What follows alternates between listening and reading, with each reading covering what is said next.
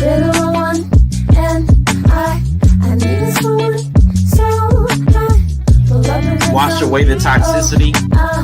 With my passion, and yeah, the candles moving, and yeah, the candles moving, and it's time for you to join the current. Here we go again.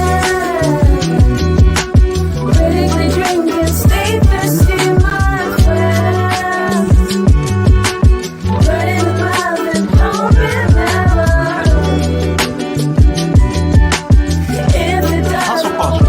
Hustle and grind culture is another version of it. I can sleep when I'm dead. You'll be dead. It's showtime. Come in and have a drink with our whole crew. Come on then, join the panel or chill from the chat. Do it how you wanna do. The misfits keep the whole chat lit. And soon you'll be a part of it too. So come back again, my friend, or we'll come find you. Here we go again. What's up? Critically drinking, stay thirsty, my friend. Burning love and hoping never.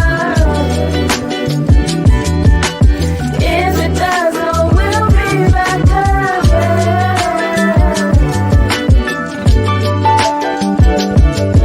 Now let's make one thing clear. Because of you is why we're here. You give us life, you give us love. That is why we want you here to our home. Come and join the show, cause we need you to grow. So pull up a chair and share with us all of the things you know. Here we go again. Critically drinking, stay thirsty, my friend. Burning in love and hoping never. If it does, oh, we'll come back again. And like the song say, hey, don't, I will come find you. Easy way. Or the hard way. Amazing. I got my own platform. If I got something to say, I hit my live button, ho. Good morning, good afternoon, and good evening. Welcome to Critically Drinking for another unanticipated stream. Another one. So, Anae, good to see you. Good to see you. Candidan, up in here. Good morning. JP, hello. I want to do something because as of this week, and I say the last couple of weeks that I've been streaming, there's been a bit more activity. And this week especially, while we were addressing some mess, there's been a lot of unsettledness. There's been a lot of discomfort, and I want to address it. Summer mince pies in the building. Hey, twin. Now listen, I get it. When you see something that you're unfamiliar with, it makes you uncomfortable. What's up, little sis? What is going on, everybody? It's my little sis. But I need y'all to remember something. I need you guys to remember something. When I started my YouTube journey, I began as a chat troll, instigating and making some points here and there that people enjoyed.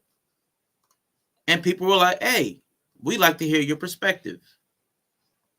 I once told Chef Shapino, who at the time was on Conversations with King, I am half truth and half troll. Now, because my personal tastes are to get into nerd stuff, y'all get a lot of nerd stuff from me. But the troll is still there. Y'all can ask my little sister in the chat. I'm an instigator. I'm a hater. Y'all can ask Yella. I'm a hater. He said you ain't got to be a hater every day in your life. Hey, Yella, I'll be back with you. My beginning in streaming was I'm just a quick backstory. Again, just allow me to reintroduce myself today. My beginning in streaming was on Conversations with King because I was in the chat. And one time he was like, again, all biggest hater I know. Exactly. One time they said, y'all need to, I make points in the chat. People like to chat. Me and Hanifa and we be in the chat just rocking, having a good time. Quantum. That's where I met Inya, I found out.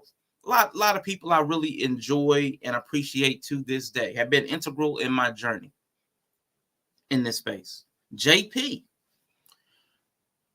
One time they had me come up and I cammed up and I made some points and they enjoyed it. And I was like, okay, cool. They was like, well, you need to do that more often. Okay, well, I'll try it.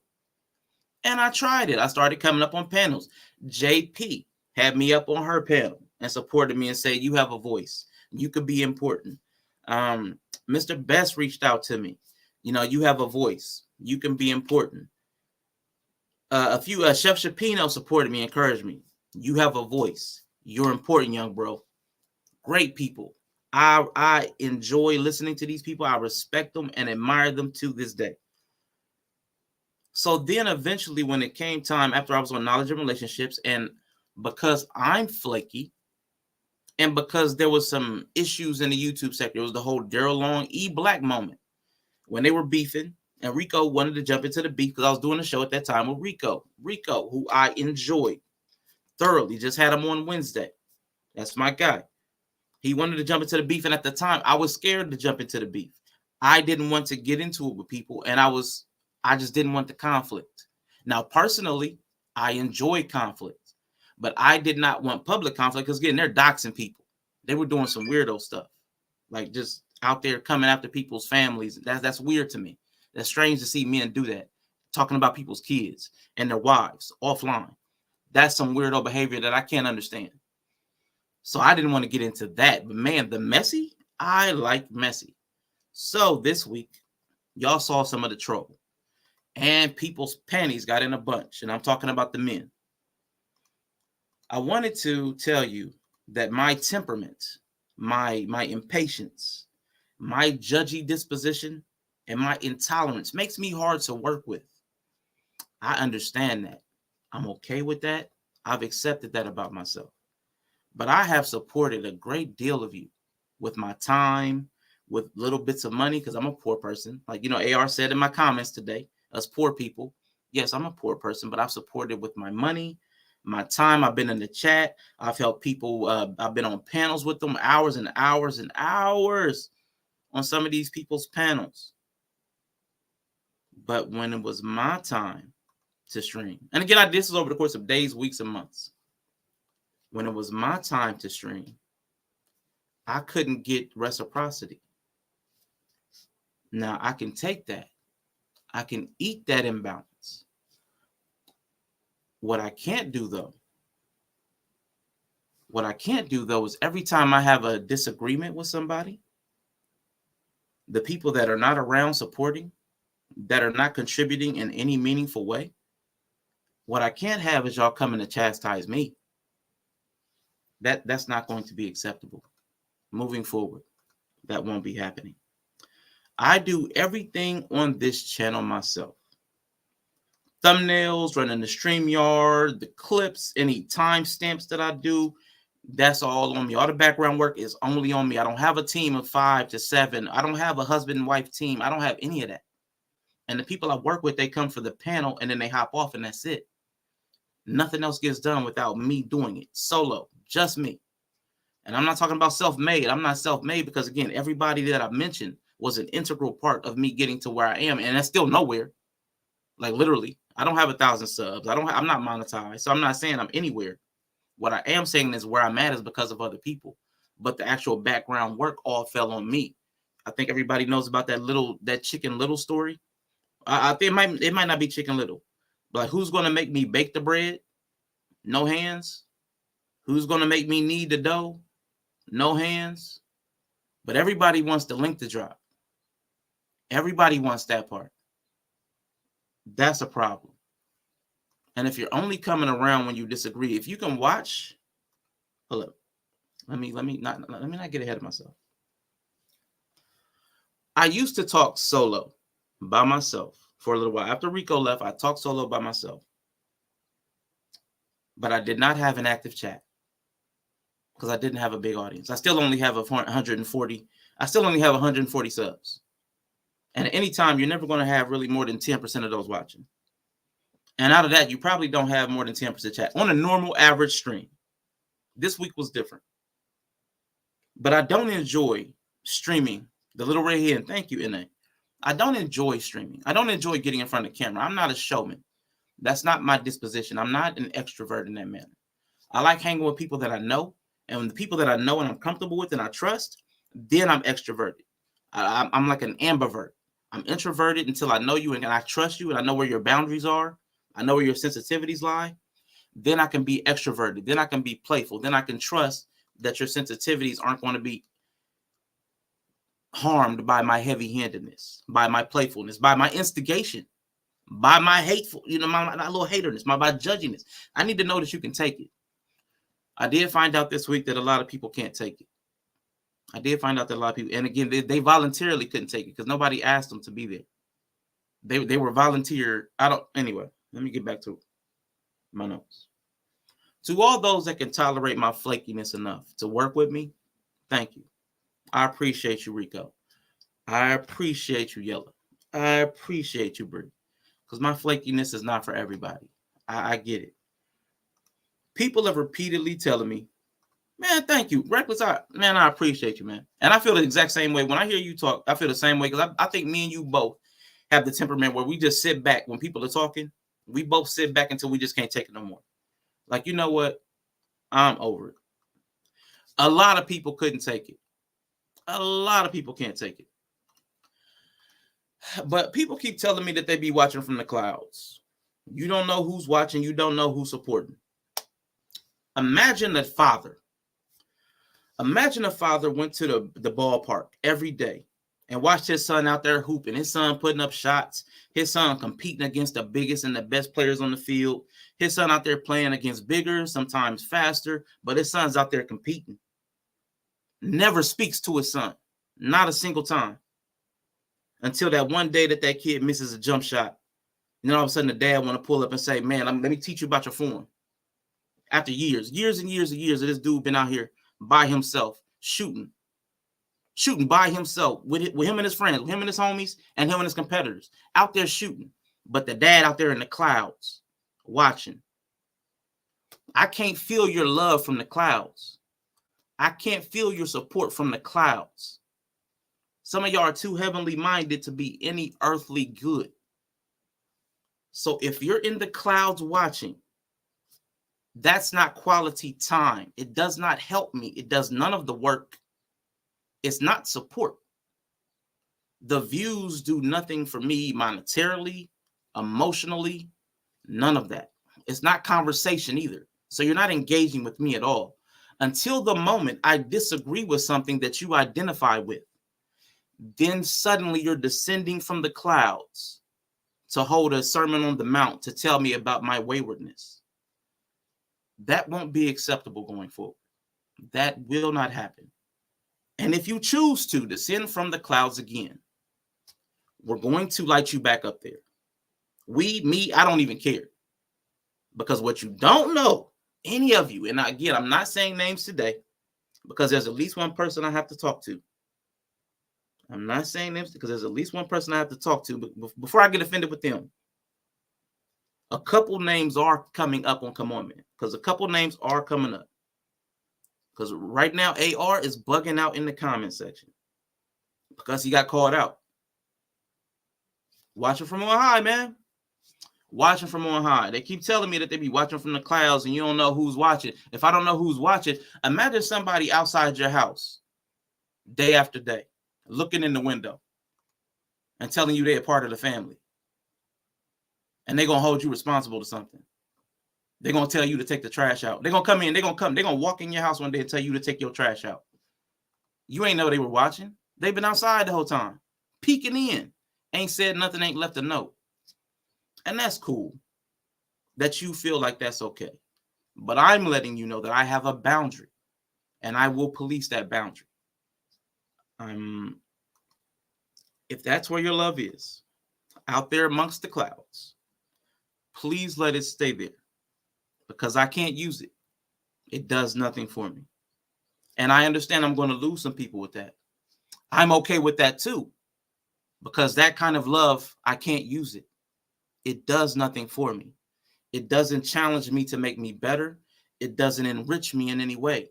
If the only thing you have from me is judgment when you disagree, and never agreement when you do agree, never conversation when you're uncertain, then we have a very one-way relationship, and I can't do that. Like y'all are saying, you can't play with them. You can't work with them. You can't win with them. Can't do it. Nobody cares how much you know until they know how much you care. So I understand people may take exits if I criticize a stance or a belief that you hold. I get it. That's a fact of life. I accept that right now. I want you to know I accept that. Full stop. I accept that some of y'all might leave because y'all disagree with something I'm saying. If I stand up for homosexuals and LGBT, y'all might leave. But understand, me as a non-Christian who proclaimed I was a non-Christian in a church I was teaching Sunday school in as a proclaimed non-Christian. I did a Sunday school message on LGBT being very similar to the Black experience, and how could we demonize them for being who they are when we don't want to be demonized on who we are as Black people. That's not okay.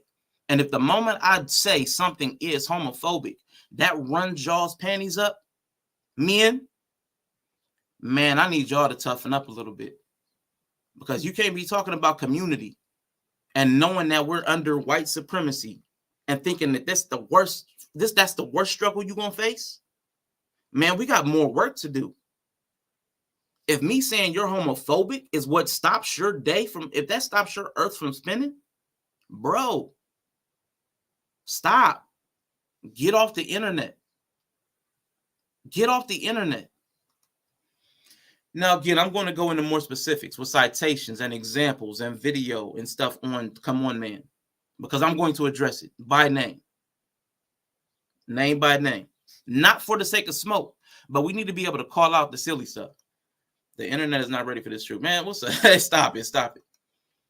So we're going to, again, my channel, we want to critically think.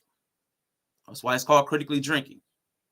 That was pointed out by Vic the other day. It's called critically drinking, to play on the words critically thinking.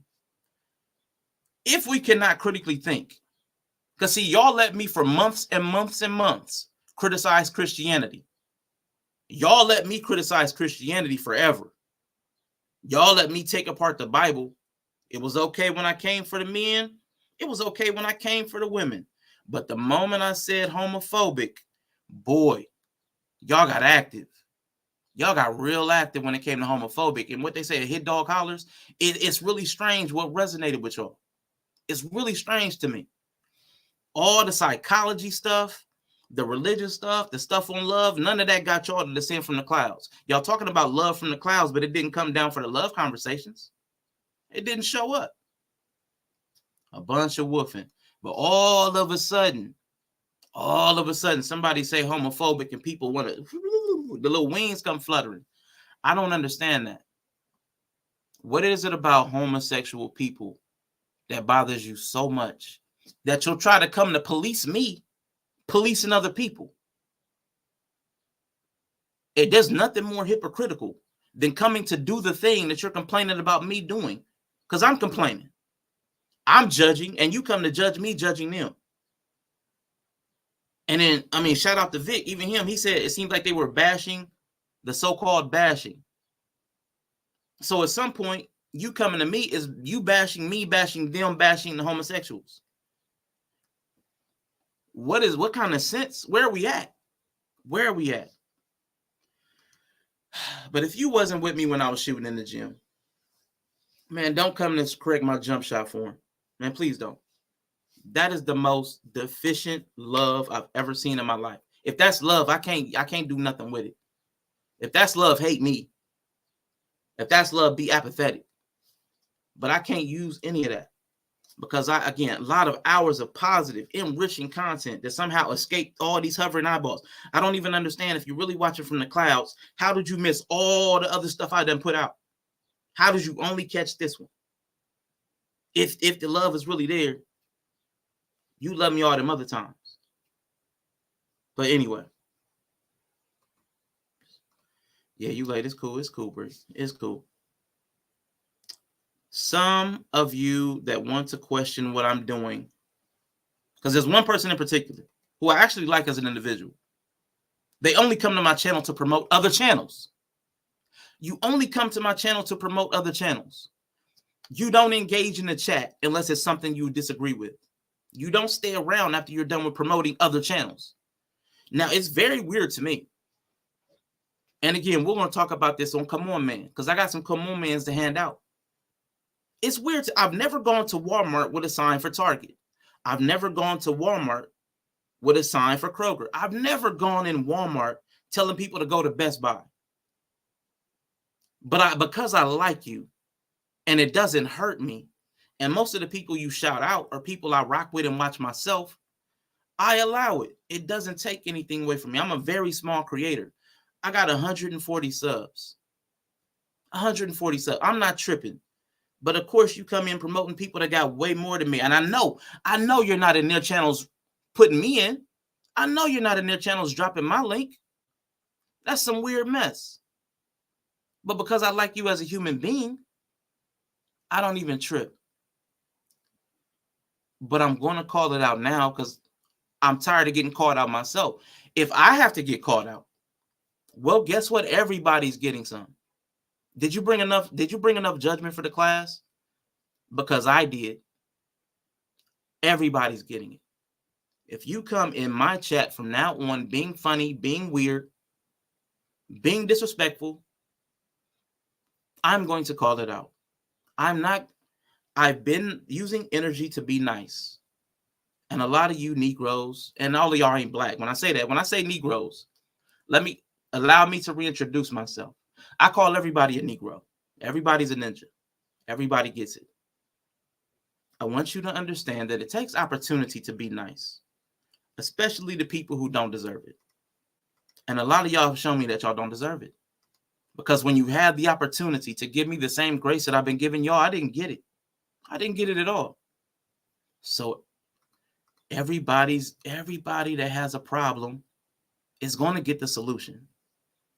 If you're in the comments section on the videos going ham, we're going to pull them up. We're going to pull them up. If you want to pull up into the chat and have smoke for people, we're going to talk about it. We can't fix anything. We cannot fix. My nephew gets on me all the time. My nephew gets on me all the time for being too nice to people. Because I'm a benefit of the doubt giver. Because I know how y'all know how much I talk about how messed up I am as a human being. I talk about how messed up I am as a human being all the time. So if I'm this messed up, I have to give grace to everybody. But man, when it turns around, the moment I say something people disagree with, it's immediately a flaw in me as opposed to just a disagreement. It's the strangest thing. And then I have people arguing definitions. We're arguing definitions, y'all. It's in black and white. Now, if you don't want to accept the definitions, there's not much more of a conversation to be had.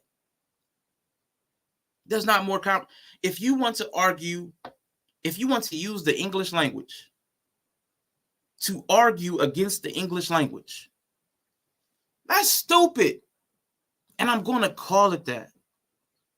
And if you can't handle that, this might not be the space for you. Because I've been called a hater by the people that rock with me. I've been called a monster by family because I've been called all kinds of things in my life. And you know what? The one word that ain't going to get me riled up is being called racist or homophobic or sexist. I need y'all to stop caring about some of these silly things. It's a label. If you care that much about a label, again, I know I said I wasn't naming names today, but AR in the chat talking about what we don't do in real life. Well, anything we do in real life is going to be tougher than getting called It's racist, sexist, or homophobic online. And if that's what sends you over the edge, there's nothing you're really doing in real life that I could ever believe that you're doing of any real meaning, because you're getting triggered by such small things from people that do nothing for you and take nothing away from you.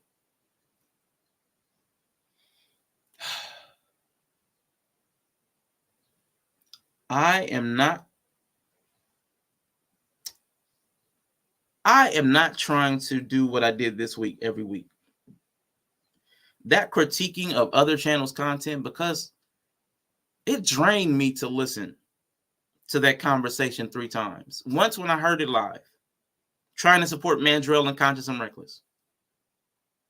Another time to timestamp it. And another time to stream it. And again, it was stuff that I vehemently disagree with, and it was stuff that, like, it's so stupid. Like the thought processes were so stupid that it drains my energy. And again, I'm stupid phobic. I don't like it. It bothers me. It drains my energy. And again, if the word stupid, because stupid is my go-to word. Me and my older sister got into it one time, and I found out she had a sensitivity to the word stupid. So I quit using it with her. Because I use stupid for also funny. Like, oh, you stupid. When something's funny, oh, you stupid. And she got offended. And I was calling her funny. But she has a sensitivity to the word stupid. If you have a sensitivity to the word stupid, you might not want to come to my streams. Because I'm going to use the word stupid a lot. Because that's what it is. One is ignorant. If you just don't know something, you're ignorant. I'm cool with ignorant because you can learn if you're ignorant. Stupid is a problem. Stupid has to be called out. Stupid is when somebody gives you the definition of what something is and you turn away from it and make up your own definition. That's stupid. And I'm tired of accepting it because I like the people. Some of the people I like, some of the people I respect, but there's a lot of stupid out here. And these are the same people that tell you they want to build a community. If you want to build a stupid community, we already got that. We don't need to do anything. We're here. The community is safe. The stupid community is safe. It's intact. It's complete. We have it. Merry Christmas. But if you actually want to build anything functional, because most of us are very dysfunctional, if we can't even have intelligent conversations, there won't be anything else that we do intelligently either. The Bible talks about he who is steward of a little and who can be steward over much.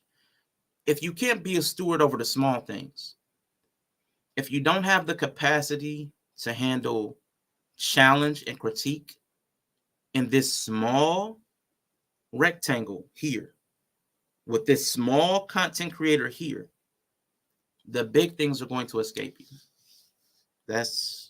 You can't convince me. You can't convince me anything otherwise. So although I do appreciate the people who have been supporting up to this point, if we cannot have honest conversations about the things people are doing and saying, even if it's me, because again, the people that did, I had a whole stream for somebody that had a disagreement with what I said. I allowed them to come up and we spoke for 2 hours over the disagreement that they had from the chat. It's not that I'm afraid of the conversations. It's not that I'm afraid of the critique. It's not that I need an echo chamber, but I swear to God, I do need a chamber that's loaded. That chamber need to be loaded, because if you're going to keep talking about we got an enemy, we got to knock them down with something. And stupid ain't going to cut it. Stupid ain't going to do it. Stupid is what we got. Stupid is feckless. Stupid is empty. We got plenty of stupid to go around. We got enough stupid to feed the world. We need to do something different, which is why I always shout out to Harris Tribe Media, Mr. He Said, Mr. She Said. Whether you rock with their energy or not, it don't matter. they do the study. They look some stuff up. They will look up a definition. You will not get through a stream of theirs without getting a definition of a word. Meanwhile, I watch a 5-hour live stream on Black Man Unfiltered where they're talking about a word and they disagree on what the word means, and nobody wants to look it up. That's stupid. Or the person that wants to have a conversation with me about a word we disagree with, and I introduce the definition, you want to argue the definition. That's stupid. That's like, again, we want to build something, right? If I bring you a hammer and you tell me it's not a hammer, we've come to an impasse because now we can't build. Because I don't know what you want anymore now. Because I brought a hammer to build, to hit a nail. And you're telling me that's not a hammer. What do we do with that? So that's why I say you can't build with stupid practically.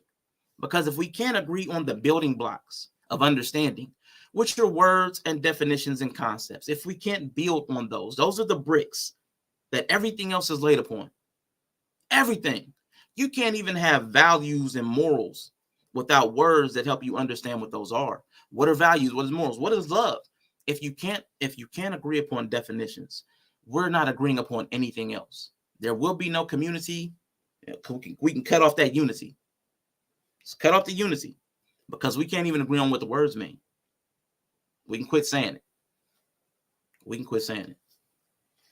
But I'm going to end my rant because we're going to talk about this stuff on Thursday with examples. I'm going to pull the video. Some of it's my own video. We're going to go over the stupid point by point. Well, come on, man. Because we got to see it, we got to understand it, and we got to root it out. We can't keep allowing it. Because again, you're not going to tell me the people that are stupid online suddenly become scholars offline. You're not going to tell me the people that can't have a productive conversation online, where they're safe behind the glass. They're out in the streets that they keep talking about are so dangerous and everybody's shooting. You're not out in the streets where you're talking about all these bastards shooting up everybody. You're not out there. There's no way because you're scared in here behind the glass. Stop the cap. Like, stop it. Nobody's falling for it. You don't need to be down in the comments projecting all that stuff you do. Nobody's going to believe it. Nobody's going to believe it. And as stupid as you come across, and not just you, there's lots of people. I'm going to point out quite a few people. As stupid as people want to come across, and we want to believe that they're out there affecting the next generation of youth, man, we got to fear for the youth. Because if you're passing on your ideals and your morals to the same youth that you'll call bastards, you're calling them bastards all day online, anti-bastard breeding, bastard elimination, bastard. Let me be your mentor. That's the same thing as y'all talk about in the community, sending your kids to public schools with white supremacists and letting them teach your kids. It's stupid. It's stupid. So don't tell me you're up here mentoring the youth, because that makes me afraid. Because I don't want them thinking like you. The same way you don't want people in your house influencing your kids, I don't want you influencing anybody else's. That's a scary thought. But anyway. Yellow, you still there?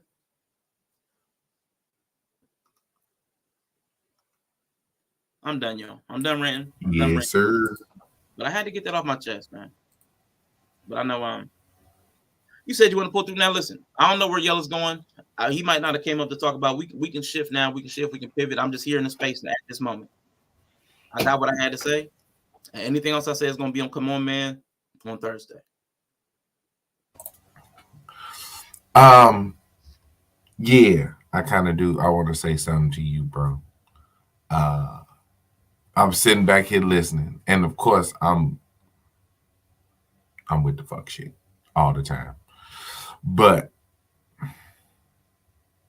part of me wants to apologize, right?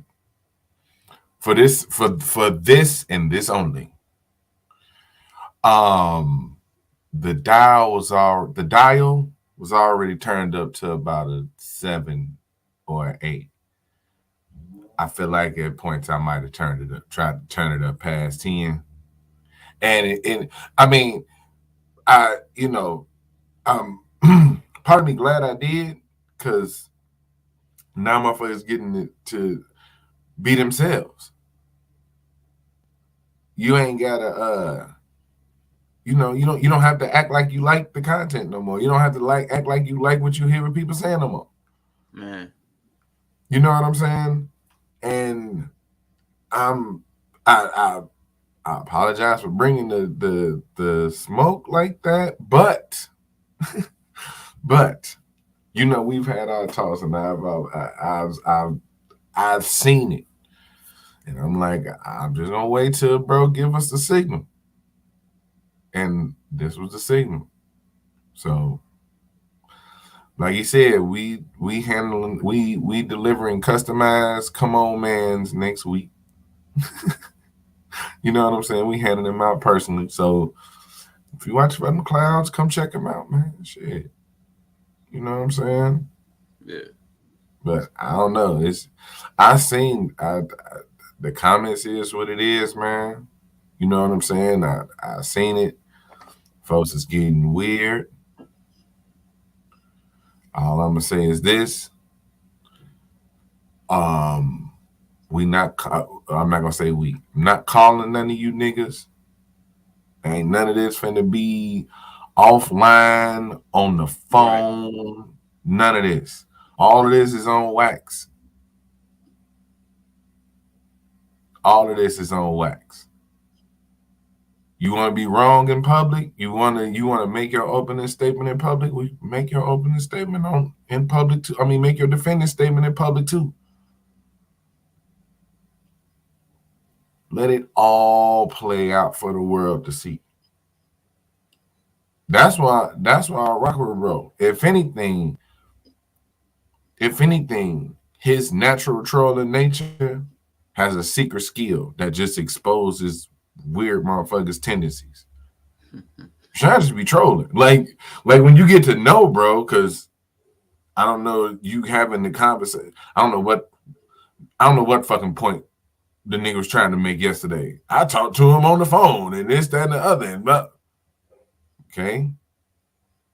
So this ain't the who's friend. This ain't the who's more friends with Rashawn. Like this ain't the who's cooler with Rashawn fucking party. Nigga, I'm talking to you. Nigga, like, you know what I'm saying? So if you knew his online tendencies, this nigga's a troll. I've been streaming talking about some real shit, and this nigga be the first one to come through the chat and say the most ignorant, weird shit. I make emotes just for this nigga so he can use them. like, you know what I'm saying? I know who I'm dealing with. You know what I'm saying? So, man, look. All I know is this, and I'm gonna say this because I know you done. We ain't gonna make this a long deal. Y'all need to realize who got y'all back for real. While y'all talking about who back y'all got all these motherfuckers, y'all quit pissing off the wrong people. And I'm gonna call it like it is. If y'all done got him at this point, like, cause I'm super transparent about this. I understand it's the internet, but this real life. If y'all done got him to this point, where he just do this shit for fun, and y'all got him to this point. Like, yo, that's the funny thing too. It ain't even fun. Y'all I don't even like streaming. That's right. Man, that's what I'm saying. Like, you do this for fun, for fun, like you said, for conversation, to chill out, to hang out. Like, you do this as part of your hobbies and shit. Mm-hmm. You got niggas out here trying to save the world, man. Cause you a hobbyist, you a weekend warrior, making more impact than niggas who dedicate their life to this shit. Apparently, this is how they talk. I don't know what these niggas do in real life. This is how they talk. Because as soon as you question what they say online, they get to tell you about what they do in real life. Well, I help the kids and I do this and I'm 19 years into this. And that's why I say you was absolutely right. Because when motherfucker be like, well, okay, show them people that you work for your life. I do. You a liar. You are a fucking liar. You're a fucking liar. I know damn well you don't. So part of me is like, okay, I left the gas on and the house blew up. You know what I'm saying? Yeah. But hey, we get a new house. we get to build a new house, y'all. So, but nah, man, you my name, man. So I'm here. Let me know That's what you what's need. up. I gotta JP, have- check your IG. Check your IG at JP. Check your IG. Because one thing I did say. Never mind. I ain't gonna repeat that. I'll talk about that another time. Say it again. Candid Say in. it. Candid in. How you Hey, doing good today, morning, young good lady? afternoon. How you doing? Hello. Hello. Good to see you. Give me a All second. right. Take that. So, I heard your morning monologue, afternoon monologue, Mm-hmm. and just a couple of things I want to say. One, I agree with you on one thing, or it's the comment, right? Just me being me. The first thing I'm hoping that while you're here on the internet, that you do is that you protect your mental health. Right. And I say that with the utmost seriousness because this can be frustrating. This can be fun, depending on, what path you want to take it on. But this shit can be frustrating, especially when you are trying to have the kind of conversations that you want to have and that you are inspired and that you're, these deep kind of conversations. You have to really understand that you're going to deal with, this is public. So you're dealing with a variety of people that come from a variety of different places that might not have the same understanding, and it is exhausting, right? So you really, really have to protect your mental health. And that might be in a variety of ways. We could talk about, doing things offline, whether that is, I don't know, hobbies, whatever it is, but this shit can be fucking frustrating. The other thing that I'm going to kind of, be me is one of the things that I hope that you will learn, that you said this multiple times. I'm trying to be tender with how I say this because it's not meant to insult you or anything like that. But no, please, be candid. I ain't drinking Be candid. y'all. It might come out wrong. Be candid. Caribbean people, we gotta have tea in the morning before we start talking to come out fucked up. Right? When you decide to put your ass on the internet, you can't decide how people are going to consume you. So for people that are lurking, you can't stop them from lurking. When people decide to come up in the comments and start acting like an ass, you can't stop them from doing so, which is why I started off with protect your mental health, because nobody asked you to come up on the internet, like the lurkers and all that kind of stuff. They didn't ask you to spend the time. I love the fact that you're here. I support your channel, but I'm trying to also give you a realistic view of the fact that we're on all of us, me included. I'm a content creator. I don't make that content that often, but I'm telling you this as a content creator to content creator. Unfortunately, we can't decide how people consume us, right? So I don't want you to be frustrated, because I know one of the things about yourself is that you feel like if I'm over here giving so much, at least support me back. That's one of the things that you and correct me if I'm wrong, that you want that reciprocation. When you bring your happy ass up on here, you have to realize that there might be no reciprocation. Gotcha. Unfortunately, some of us are going to love the shit out of you. And that if there's 100 people and 25 of us love the shit out of you and give you that, don't be upset with the 75. Yeah. Unfortunately, that's the nature of what this is. I want to see you grow to 1,000 and get monetized and become huge on, because I think your voice is incredibly balanced. I love the way that you think, right? And I don't want you to get discouraged so early on in your journey here. That's the only reason why I'm telling you that. I don't want you to get discouraged, because there's going to be at 148 and you're feeling this kind of energy and you're pissed off already. When it gets to 1,000, 10,000 and 100,000, I don't want you to be fucked up and pissed off out here. And that's the direction I would love to see you go. Honest to God. So that's all I want to say about that. That's really for sure. Yeah, because you're not gonna get. And sometimes I be lurking because let me just tell you, like, on one of the things as humans that we do, we think that everyone is pretty much on our same schedule, and you guys know that I work at night.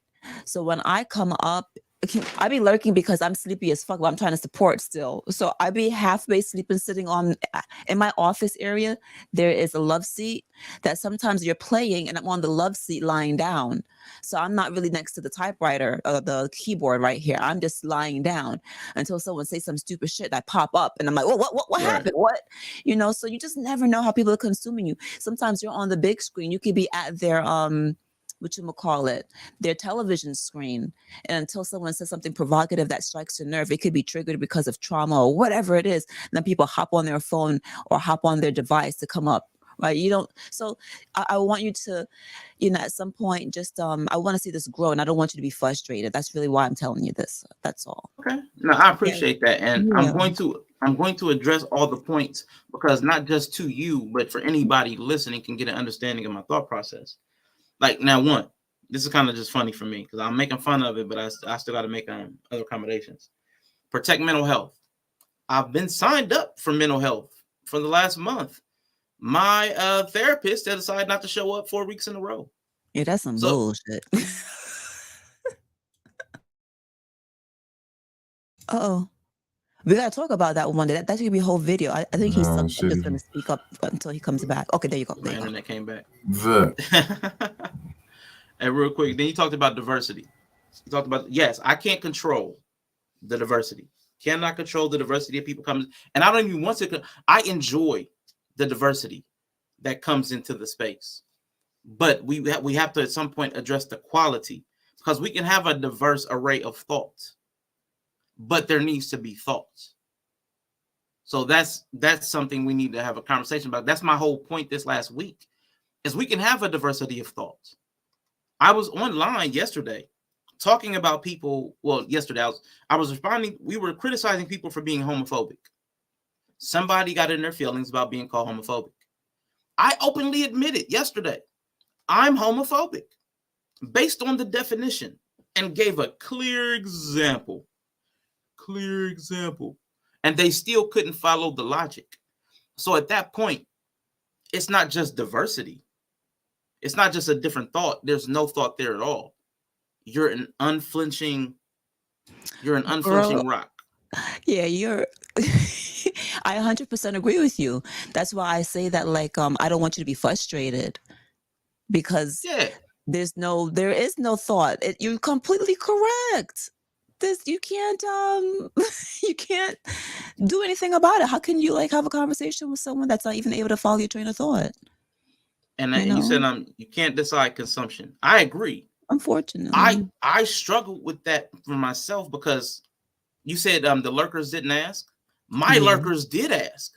I was asked to stream. He did. I was asked to stream, not just yesterday, as a streamer, period. Critically Drinking came about because people asked me to stream. Right, but what I'm saying, Arshawn, is that I get what you're saying, Kennedy. Yeah, okay. I get what you're saying. So I want to address your points that you made. So allow me to address your points that you made. So that way everybody can understand my thought process. The people that lurk, not everybody, of course, not everybody.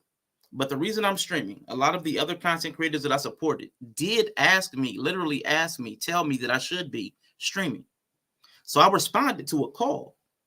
But again, so I believe it's fair for the people that I supported and that asked me to do this thing, for me to expect some semblance of reciprocity. I think that's completely fair. And if they tell me they're lurking, that's cool. On Twitch, we do a thing where we say we're lurking, just to notify you that we're watching from the clouds. Like when I gave that father analogy, to be outside the fence and be like, hey, son, I see you. That's cool.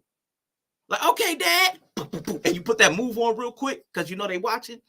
Hey. That's valuable. That's valuable. But they don't even do that. So it's cool to watch from the clouds. But shout out, hey, son, I'm watching. So I can see you and put on that move and try to show off real quick. Try to get that layup. I might get blocked. I might get embarrassed. But let me know that you're watching from the let the love be shown. Gotcha.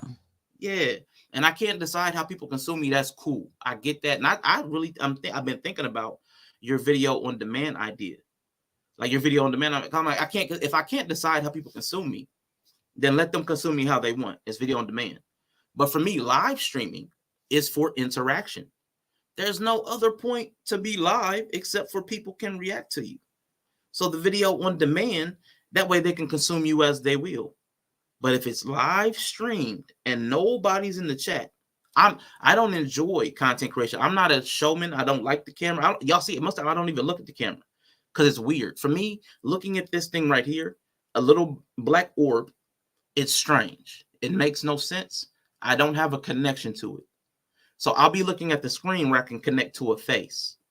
I can see the face. I can see emotion. I can tap in there, like with empathy, whatever I'm getting. Yes, Yella. Now I'm looking at you.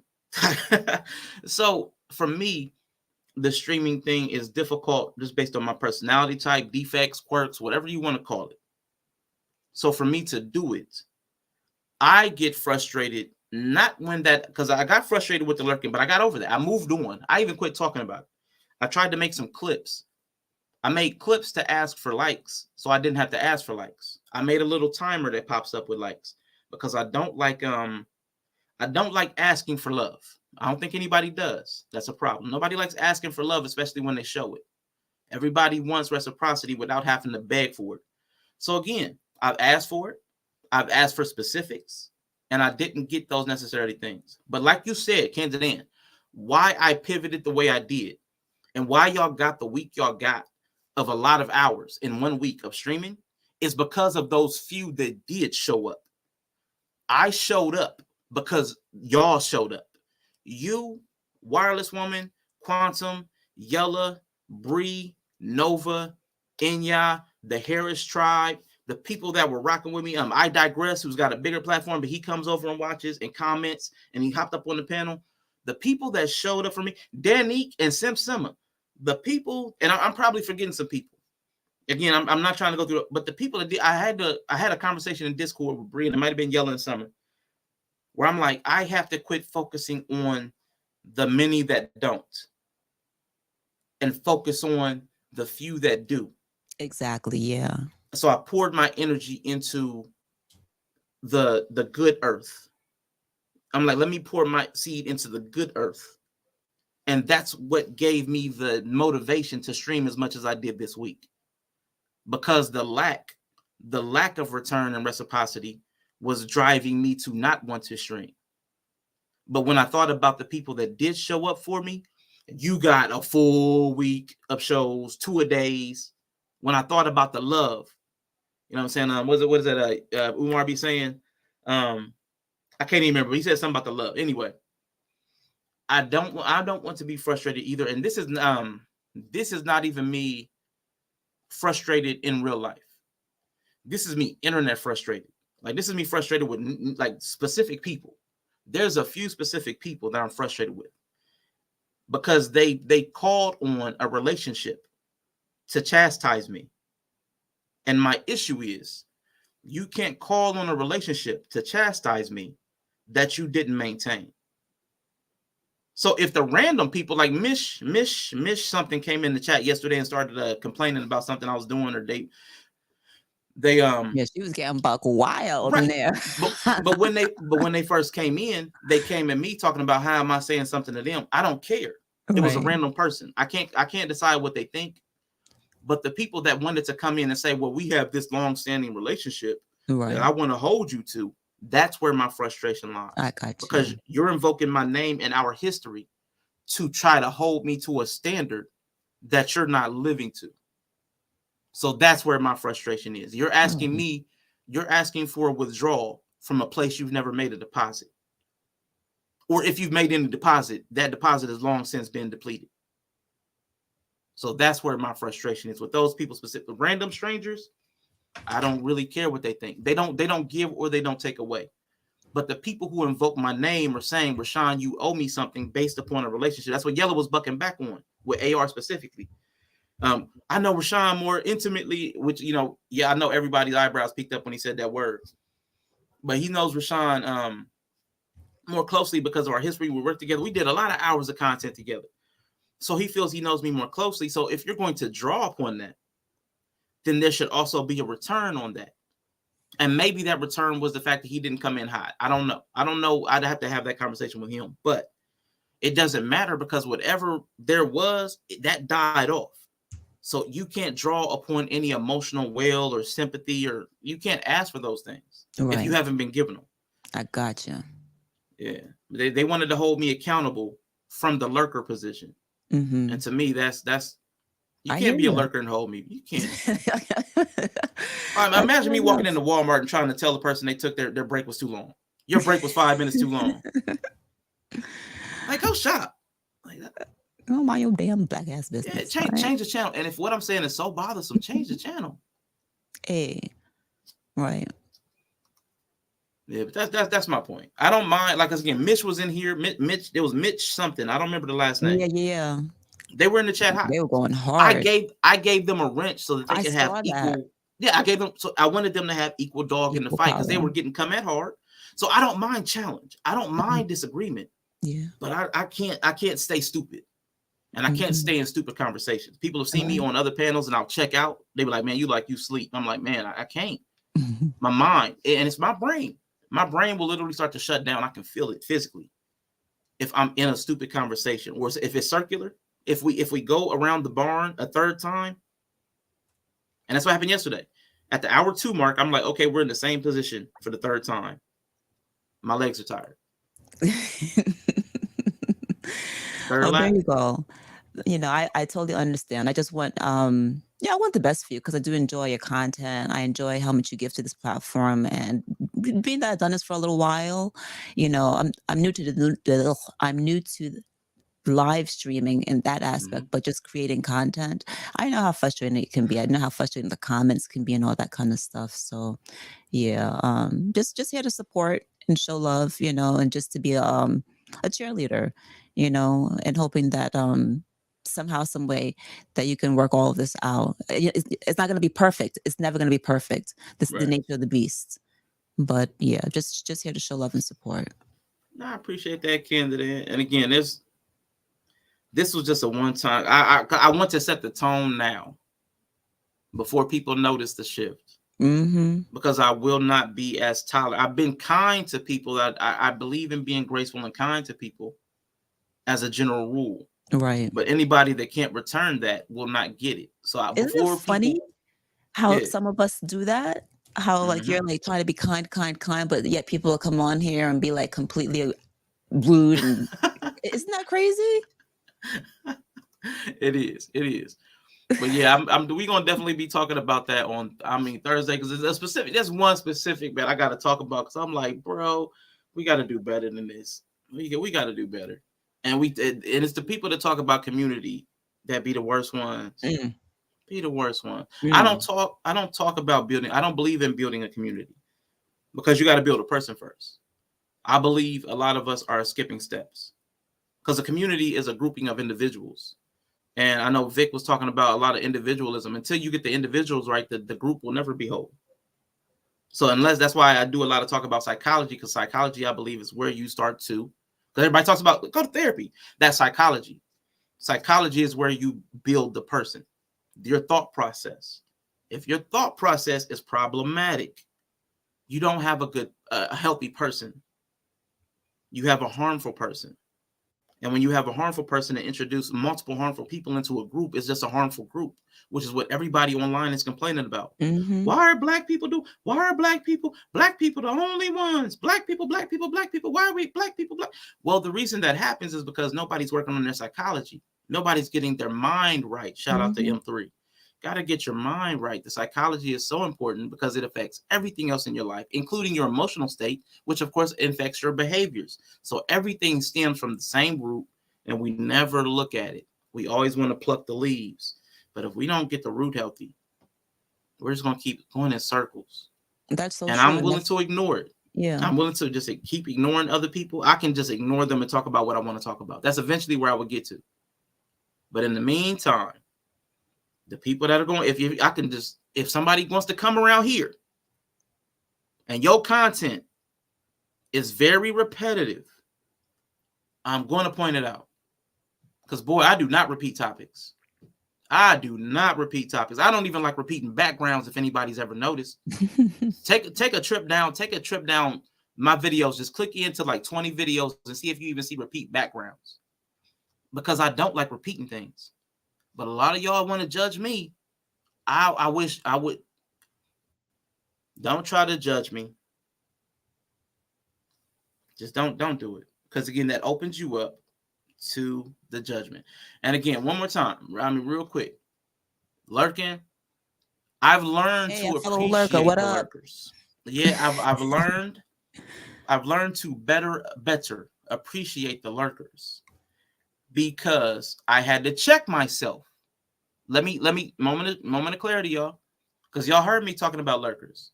Y'all heard me talking about lurkers, and nobody's chatting and da. I was sitting in somebody's chat, and I was just watching. Then I was getting ready to leave without saying anything. I was like, oh, shoot. I'm that person I've been talking about. So I'm like, I've got to shut up. And that's all I want people to do is that very same self-reflection. To be able to see that, man, I'm doing the very thing that I'm complaining that Rashawn's doing. Rashawn saw a video and reacted to it. So now I saw Rashawn's video, and now I'm going to react to it. Well, guess what? Now you're doing what I did. We have to have the self-awareness. We have to, guys. You know, it's a big ask, though, Arshawn, to ask people to be more self-aware and to check themselves. We don't do that. Humans, Black people, whatever we want to divide it, chop it, screw it, or whatever, we don't do that. That's why I always like get into the frustration with people talking to me about the Bible, because in my opinion, like I've said many times before, the Bible is supposed to be used for you to correct your motherfucking self, right?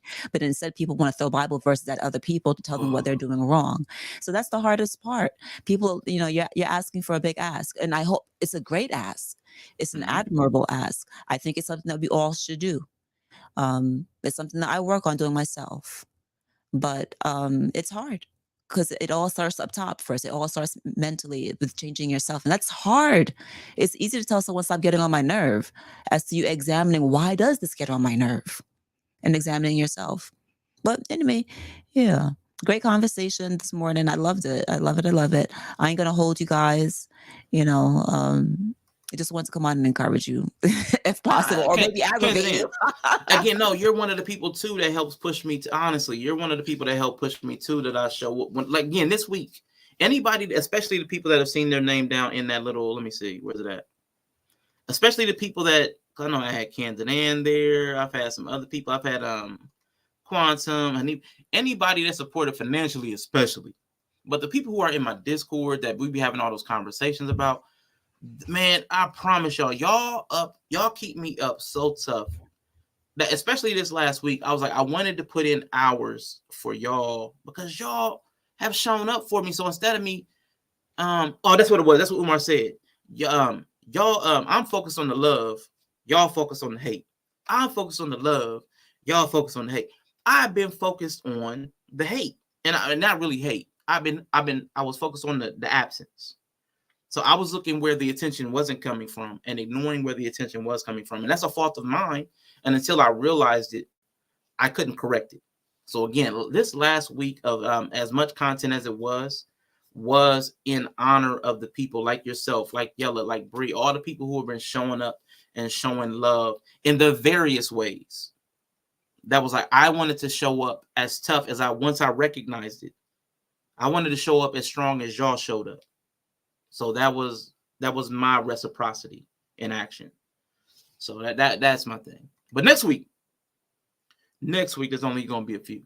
Yeah, the man, trust me, the troll gene runs deep. And even though my nephew keeps talking about, I don't watch the podcast, I wish he would come over because he's crazier than me. Who's MD? Is that woman or the guy? Who's that's MD? That's my little sister. That's my little sister. Your sister? That's my little sister. My nephew's mother. Oh, okay. I'm glad I didn't curse her ass out just now. Yes, that is my little sister. I promise y'all would have been just cussing each other out because she give it to. I promise That's you. Right. Everybody, right. I don't worry about motherfucker that don't pay my bills. I'm well paid in this bitch. Everybody. I don't be worried about this shit at all. Everybody in my family be going at it. I'm the calm one. I'm the calm one in the family. Yeah, I'm the one. I'm the outlier. Everybody else is closer to Yellow.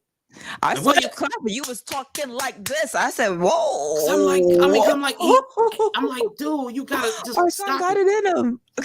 I try not. I don't like getting animated because everybody in my family, that's an automatic trigger, and then the conversation is done. So for me, I had to be calm if I ever wanted to get anything communicated, because the moment I escalate my voice or get demonstrative, it's like, what you doing all this for? And then that was it. You know what I'm saying? Yeah. Or why you getting loud? Well, why are you leaning forward? So I always had to be completely, if I ever wanted to communicate something, I had to be completely methodical. And then that started to become a problem. Mhm. You're talking to me like I'm stupid. Well, I can't win anymore. And then that's when I stopped caring. I'm like, you know what? I'm going to say what I got to say.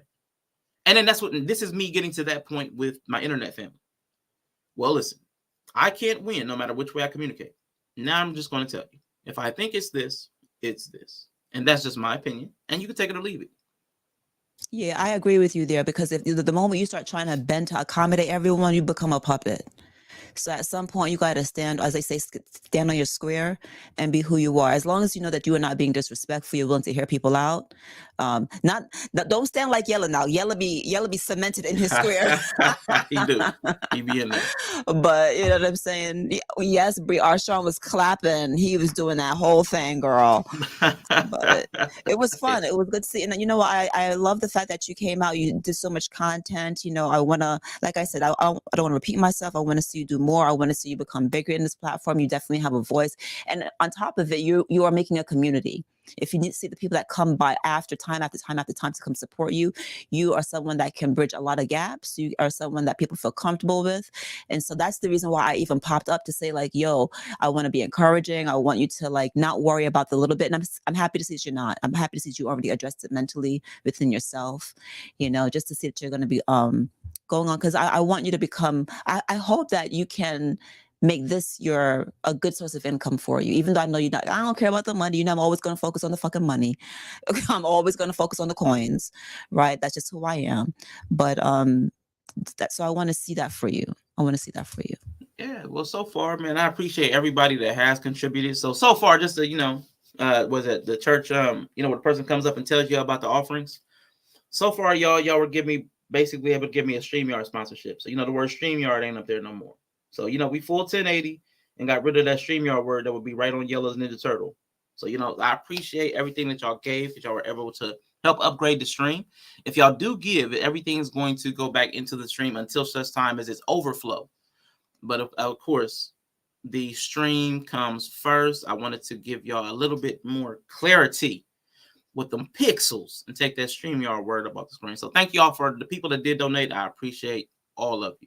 And again, the people that, once I started doing those little like videos and clips, I'm gonna try to make sure to go back to those more often.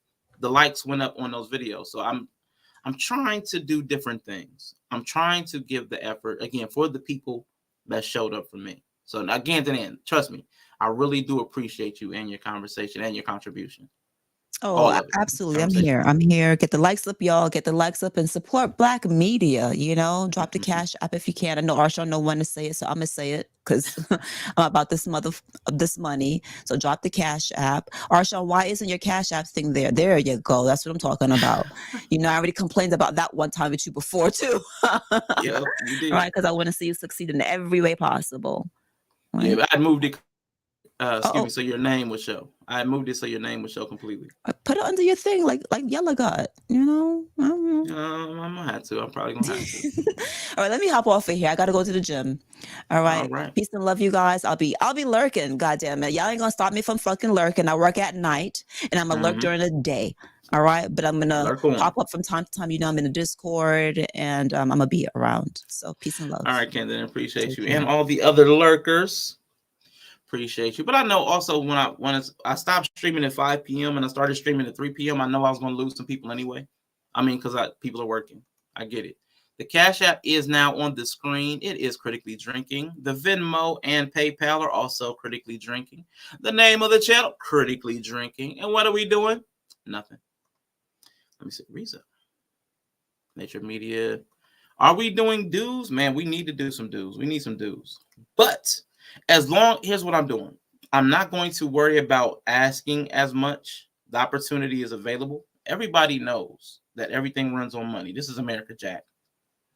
So all the payment options will be available to donate to the stream. I'm nowhere close to getting monetized. So to continue the stream, you're going to get to the quality of the giving. If the giving dips below what it takes to have the StreamYard official with the 1080, I'm going to drop down to 720. If it dips below that, we'll go down to the next tier down. I'm going to operate on the level of what's given. That I can only give what I've received. It's going to be an exchange. That's the way. I'm not somebody that's going to be up here 50, 60, 70, 80 hours a week, and I got to pay the StreamYard myself. It's just not going to happen. I'm sorry. There's people I'd rather just watch than to stream. I will sit up there. I will be in Yellow's chat. I will be up in Bree's chat. I'll be over there now messing with Rico and Brother Clarence. I was over there messing with JP earlier. I will just mess with all of y'all. I don't have to be up here. So again, that's completely up to you if you want to give. If you don't have it or don't want to, that's cool too. I'm not going to trip. I just can't pour out more than I receive. That's my value I'm offering to myself. But Yella, man, you got anything you want to pivot? Do you want to pivot off the content creation piece? You want to talk about something else? Last word. What you want to do, man? What's up? Shit, you ready to go, nigga? Let's dip. Sure. All right, what you got going on today, Playboy? What you about to do? You streaming? You doing music? You gaming? You chatting? I'm probably doing all of that shit today. I didn't see a Last of Us episode that came out yesterday. Comes out on Sunday. Today's Saturday. It's coming out on Sunday. But real quick, man. Real quick, I just want to shout out to Summer Mince Pie. As soon as I find the video, man, real quick. She said the nigga so got a cash app. Cash app, cash app. She don't make a move without cash app. Cash app, cash app. Send that money Uber to her ass app. Hey, and we got Harris Tribe Media. She said the nigga so got a cash app. Cash app, cash app. She don't make a move without cash app. Cash app, cash app. Send that money Uber to her ass app. Man, I appreciate y'all. Yeah, we back here dancing a little bit. I really appreciate you. Harris Tribe Media in the building. And again, shout out to Mr. She Said, man, whatever's going on, definitely all the love, positivity out to you. Hopefully everything is well with you. And thank you, Summer Miss Pies. Hopefully, again, hope everything is well with you as well. I know recovery is a long road sometimes. Responding to emails. Are you responding to me emails, Yella? Did you ever send that email back?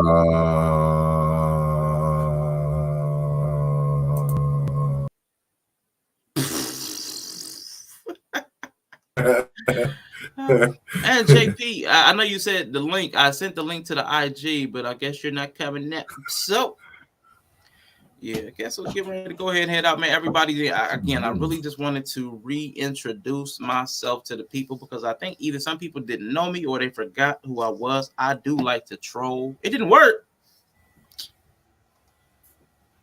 Can't stand black people. You know what it is? I hate ninjas. I hate ninjas. Gotcha. So Simmer in the building. We're gonna wait for JP to chop it up with JP real quick. JPZ. What up, JP? Hey, how's your butterscotch spirit doing? Yeah, I was about to get messy. I saw that little they hate ninjas thing. First of all, I love ninjas. I love assassins. I love me some butterscotch and all them cheeks. Come here, give me them cheeks, my baby. I love them cheeks. Now listen here. I'm going to say this for the record because you started this thing talking about love. I was like, I know he ain't finna come for me. He know I love me some him. We gon' why he feel like we got a problem going on? We finna fight, but I realize now we good, we Gucci. So let me just say this: I appreciate specifically you two butterscotch suckers. I'm sorry, Peanut. Tonight you're gonna be butterscotch, because you gentlemen have stood in the void. I fussed at Yella, and I fussed at you on a live stream. You came up and took it because I was like, why y'all leave? These people, it's going to happen regardless. And if you stand in the void now instead of later, it'll be less damage. But here we are. and y'all showed up. Yella still got even less hair than before. I said he gonna lose his winter suit if y'all don't stop picking at him. No, you know he got an extra layer underneath that sweatshirt. He just don't let nobody see it. Right here, it's not taco meat, but it's furry than a mudsucker bird. Go ahead. Yeah. And then Butterscotch Bear, I love you to death. I do sometimes. I have this thing because my middle son doesn't either. Like he has a hard time growing hair on his top lip. And I wonder what that's about. Like, is it because y'all get a lot of sweat up there? Y'all angry and that's where it settles so you can't grow hair? What is that? I just... You got to talk to God on that one. Well, when you asked him, what did he say? I didn't. Oh, never mind. My bad. Nah, I had bigger fish to fry than hair. Hair was the least of my concern. The problems in my life. Hair was not it. Which, to the point. Hey, if you sent, hey Sam, it's probably there. Now listen, that's on my other phone. And my other phone, I don't have my other phone on me. So I appreciate. Let me go ahead and hit that. Let me hit that. I trust him. He did. She said the nigga so got cash app. Cash app, cash app. She don't make a move without cash app. Cash app, cash app. Send that money over to her ass app. Man, I appreciate y'all. What y'all donated today, y'all definitely got me covered for next month on the StreamYard. So, man, I'm cool. Y'all definitely gonna continue seeing me for show in 1080. Thank you. Thank you to you, Rashonde, for your support this morning. I thought it was really funny that the people who don't smoke weed are the ones who sent me money for my weed today. That's hilarious, by the way. And Simma, we need to talk. I mean, I got to make a fancy little drop for you to send me a cash app? I don't feel some type of way. I just happen to be stating a fact. That's all that is. But what I do know is all the fellas seem to love Larry more than me. So here y'all go. How's your spirit? Larry, cool. You doing all right? But I so that's Larry. You. Yeah, this is Larry, the support leopard. There was a person in the chat who was saying Mark Harris, I think it was. And I just thought he went by another name. Like I have Rashawn and Critically Drinking. Because every time he was saying stuff, you would say something about Larry. And I'm like, okay, it must be Mark. This Larry, his homie. Mark and this other dude, Von Erich, seem to love Larry more than me. So maybe if I ask people to cash app Larry, we'll get more supports around this. You know what I'm saying? Hey. It's cool though. I just wanted to say seriously, I think that you are amazing, and you know this because when in the beginning, when you were just a troll or just a chatter, I was like, Rashawn, you sure you don't want to do this? And what you tell me? Nah, JP, I ain't interested at all. And I was like, well, cool, come up anytime. Yes, Sim Summer, ta-da. Hey, I ain't turning down no money these days. But I was like, all right, cool. Well, then just come up from time to time, and we had great conversations. And then you was off to the races, boy. I tell you. Even to this day, it's still one of my favorite streams that you've ever done is that family game night. I was so glad to see you. Oh, gosh. Dude, but you did it with so much love and respect. Even though these goofy people went where they went with it, yeah, you was real masculine hostile with it. Like he brought out the whole knifing people games and whatnot. It went somewhere. See, I told you. I'm that cousin, though. I said that. That's what I was telling Conscious. I'm that cousin that fuck up family game night. I'm that cousin who flip over the Monopoly table. I'm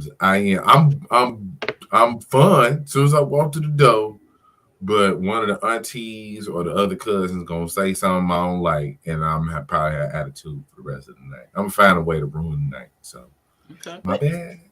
I think for a group of people who were coming to learn one another, that was a really great night. All of us were just getting to hold on, don't make that face. Because like we came into it thinking of games like Monopoly, this, such life, such and such. But what we found out was that a lot of you, especially young gentlemen, were involved in some traumatic play experiences as young men.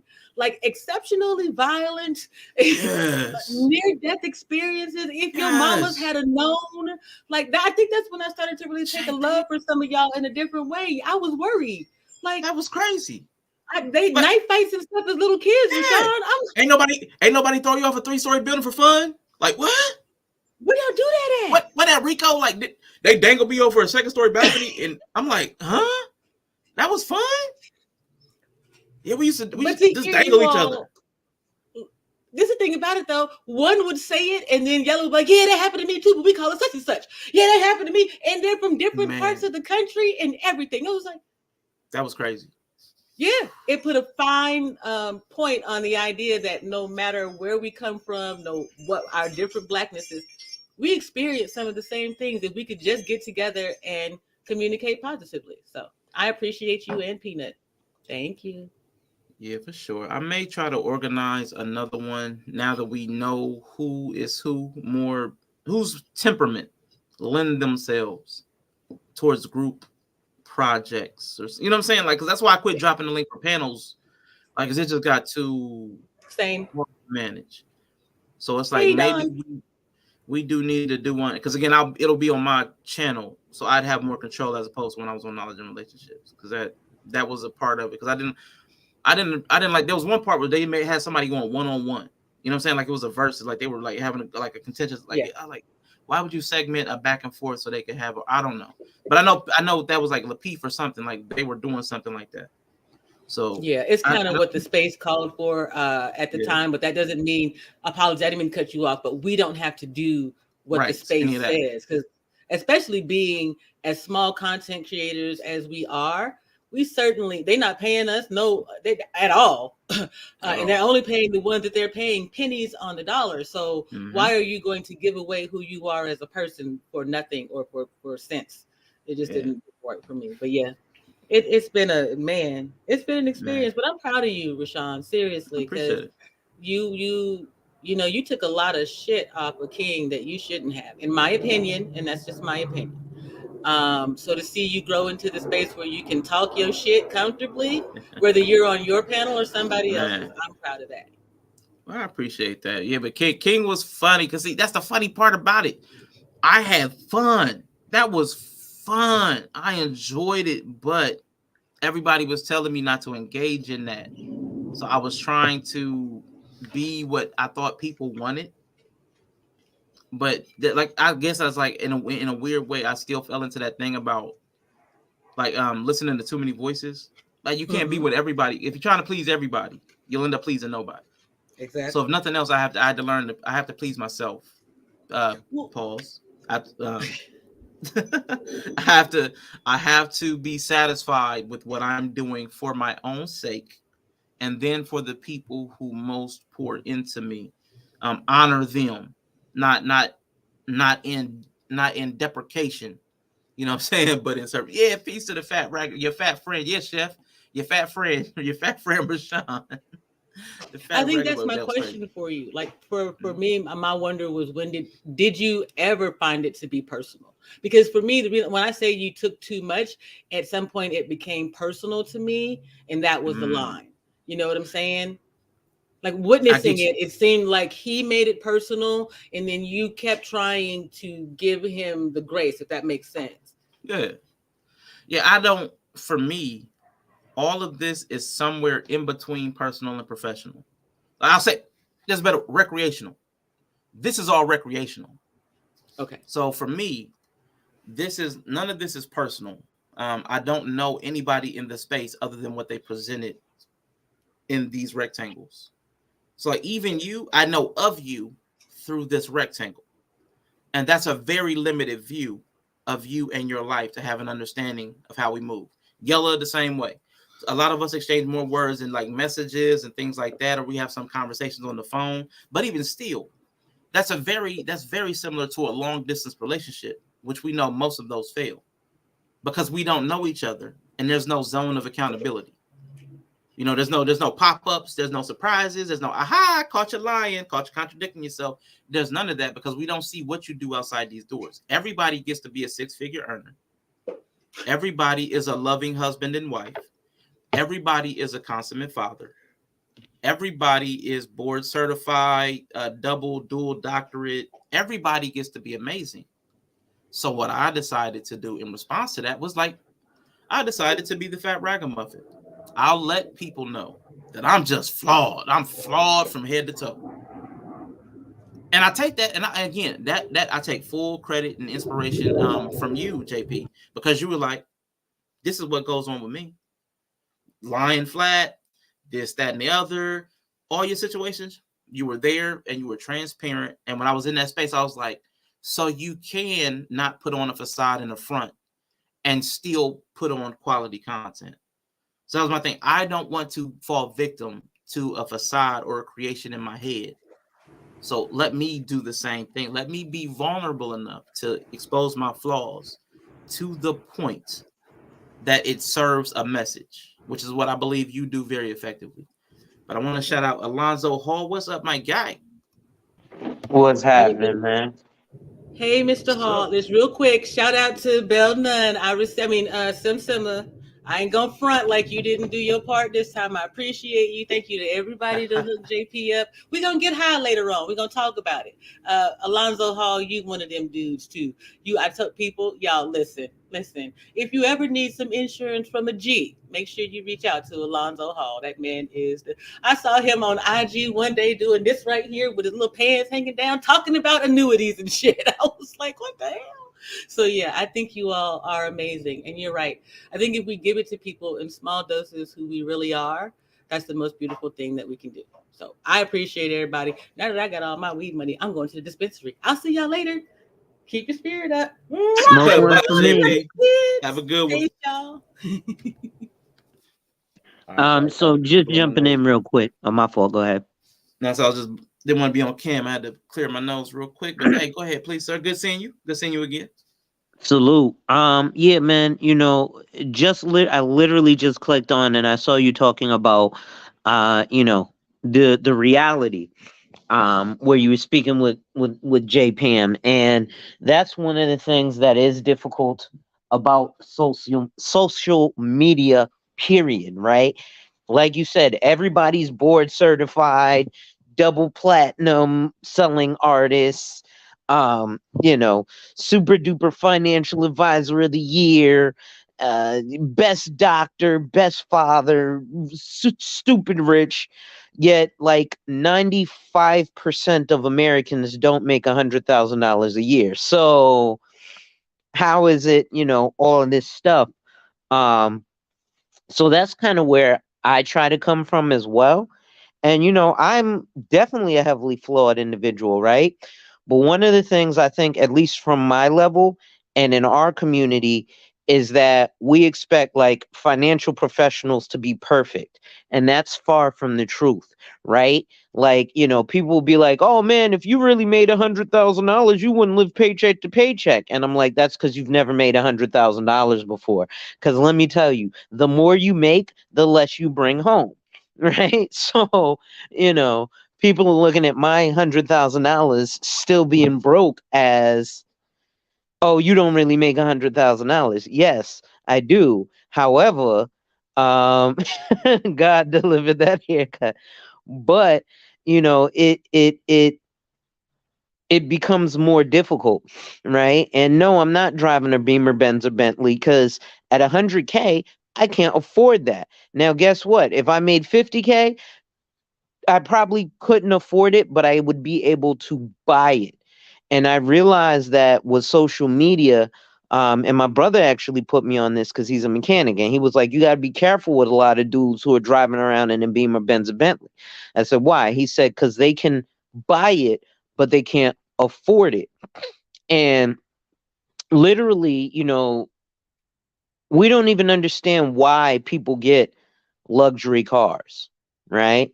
And again, I'm just trying to kind of keep it in my lane, but like luxury cars are not substantially better than other vehicles.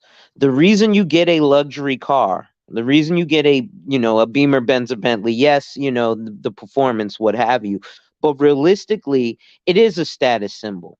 But the status symbol is, yes, I did survive Side Chick Saturday.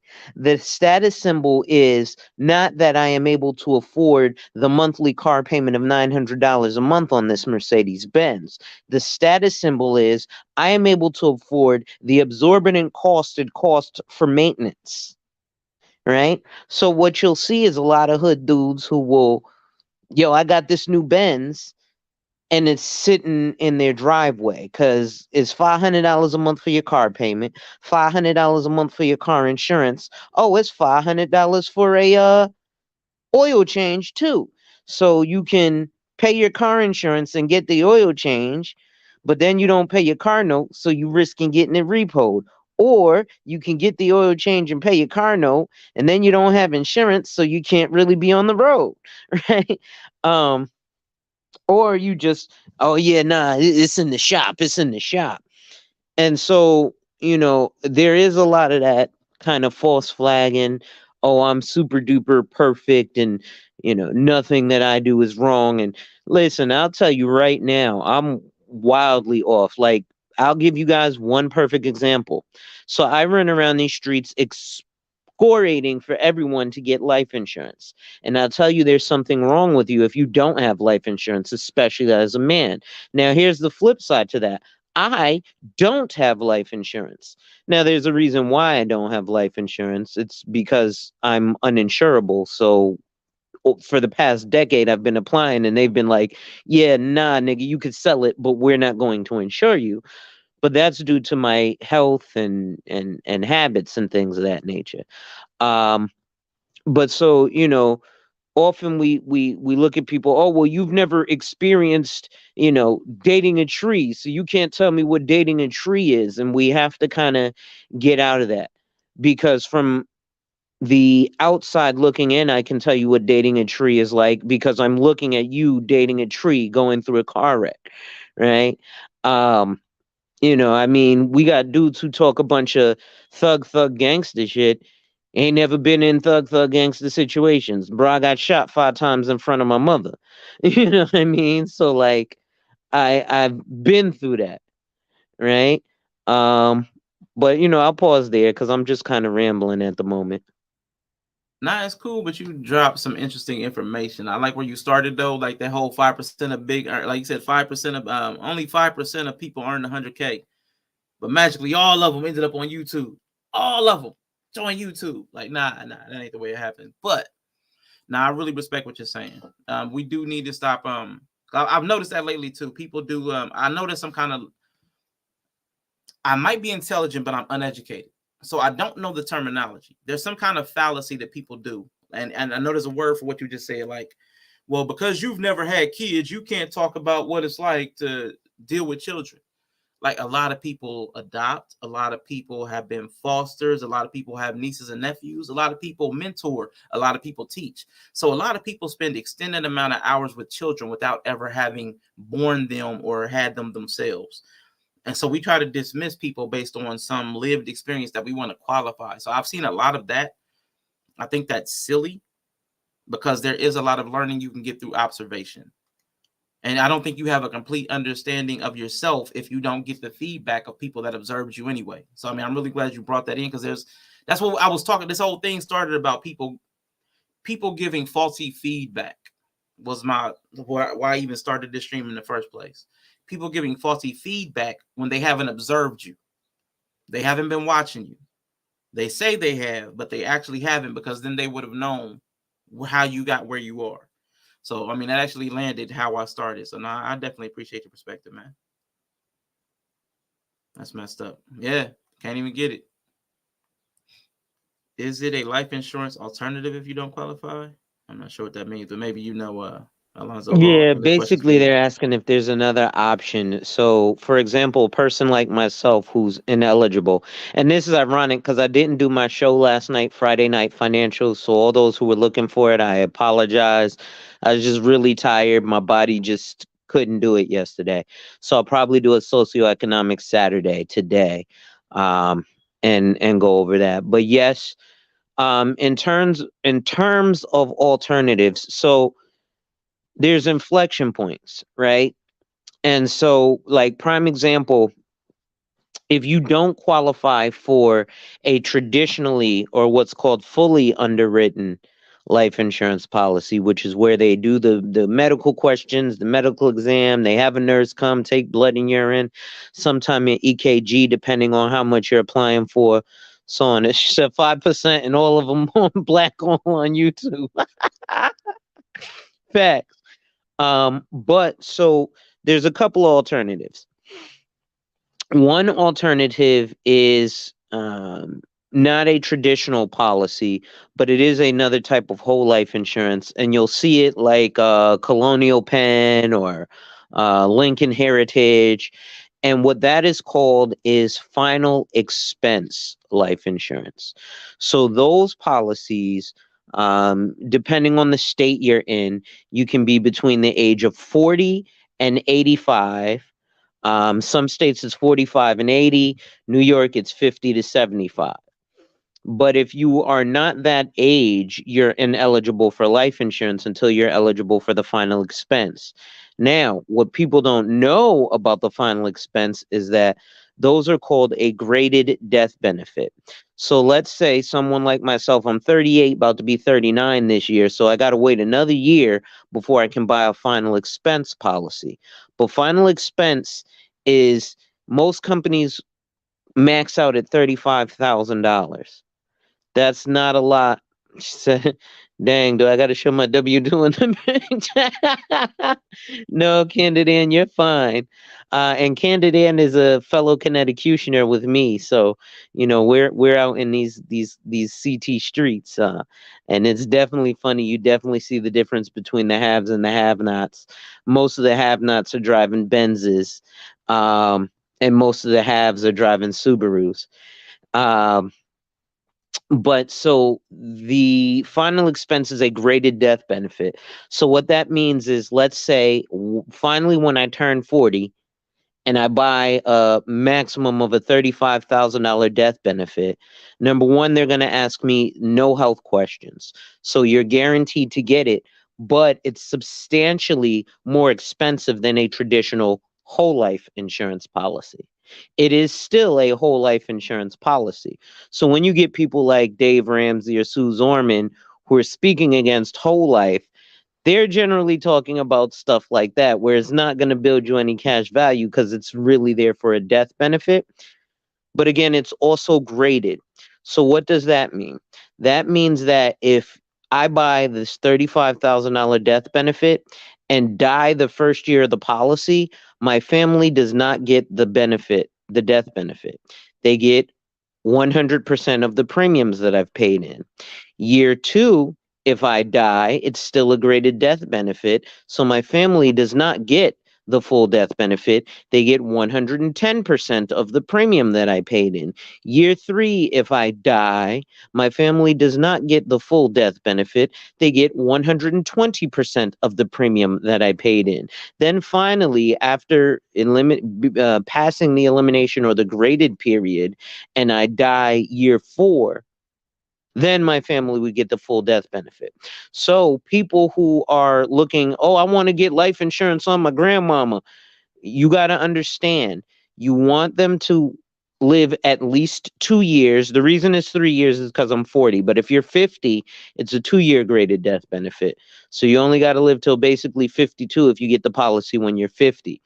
However, you also have to understand that final expense, they want you to die within 10 years. If you don't die within 10 years from buying that policy, you'll end up in a predicament like my grandmother is right now. She purchased a policy 11 years ago from Colonial Penn against my advice, even though I was in the insurance industry then. But she was like, well, Colonial Penn, I want to get something. It's like $60 a month. So I think it's $55 a month. So at the end of the day, she pays $660 a year into this life insurance policy. However, again, final expense has a maximum death benefit of, in most states, $35,000. So most seniors get small policies because, oh, I just want to pay for my funeral. So she has a $5,000 death benefit with Colonial Penn.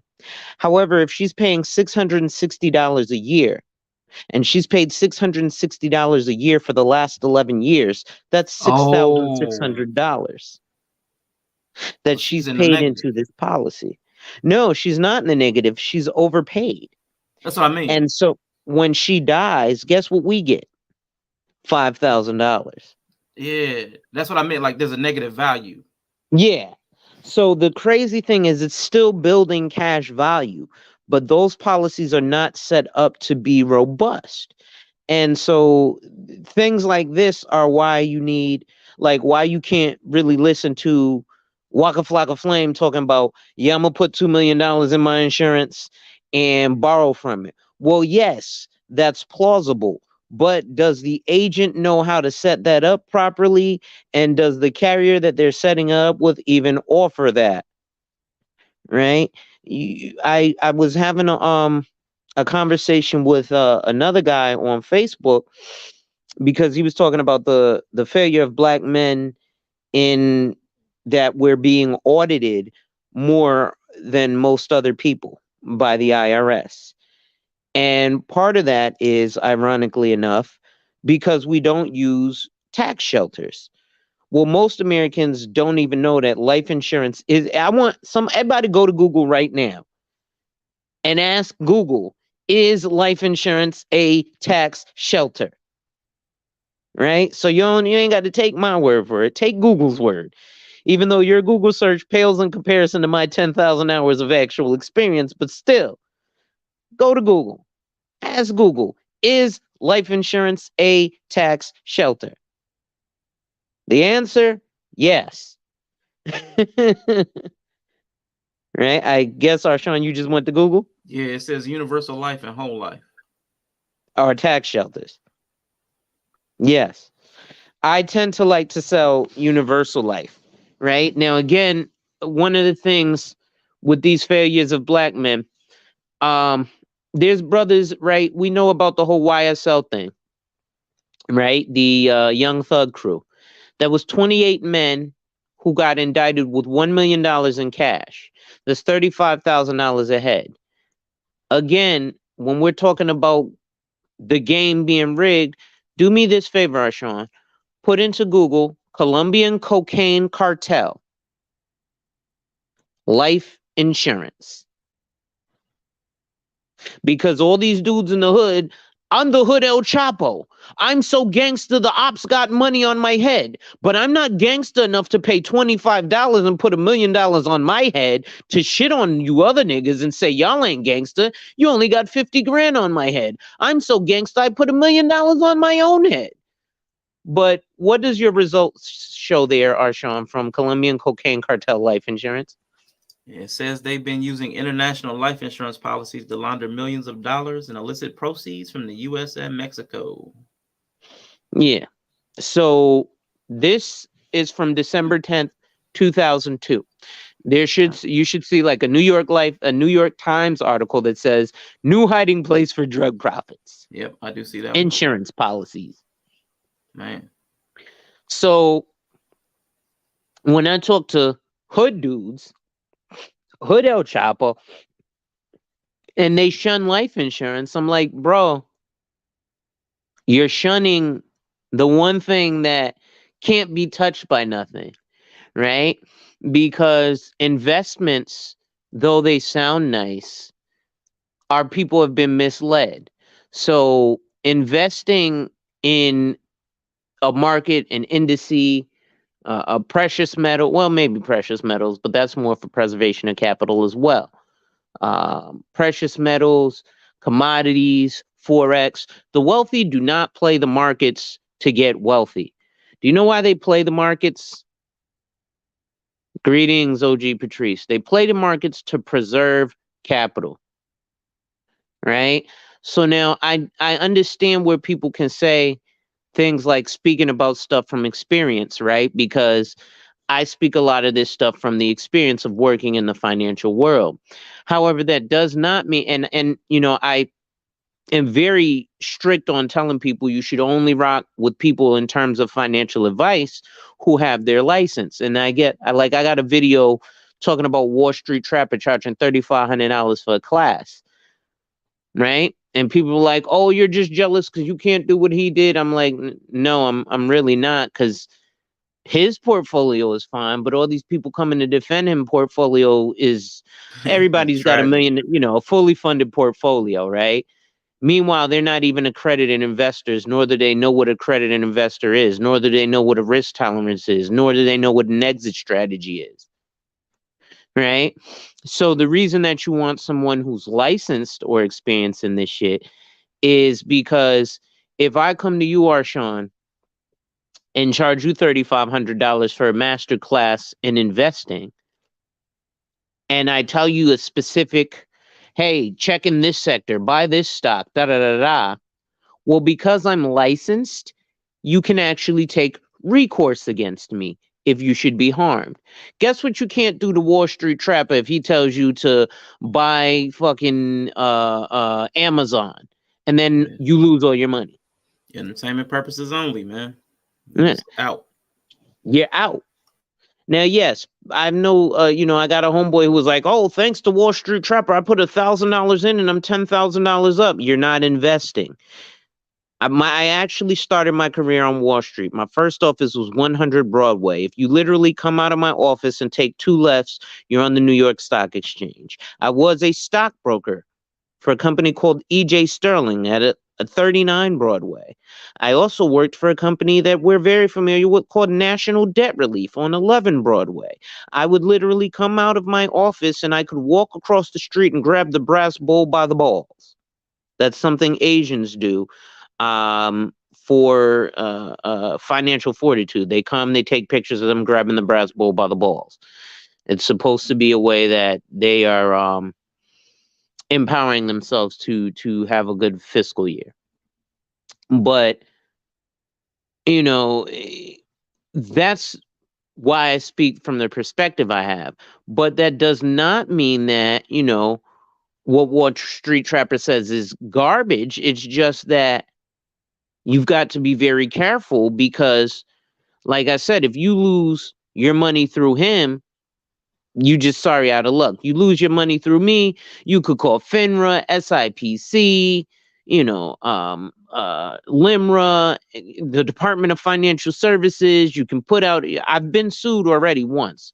I got sued for $1 million. The woman won $410,000 out of court.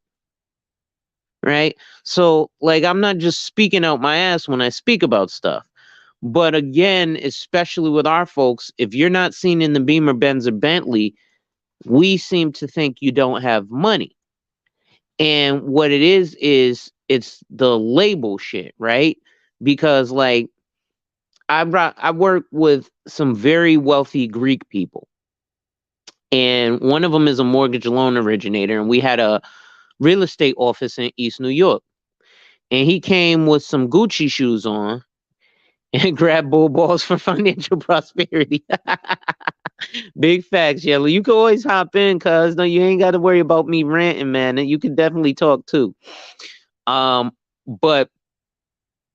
one of the things I see is people will talk about like Bill Gates wears like Walmart clothes because there's no label that you can see on it.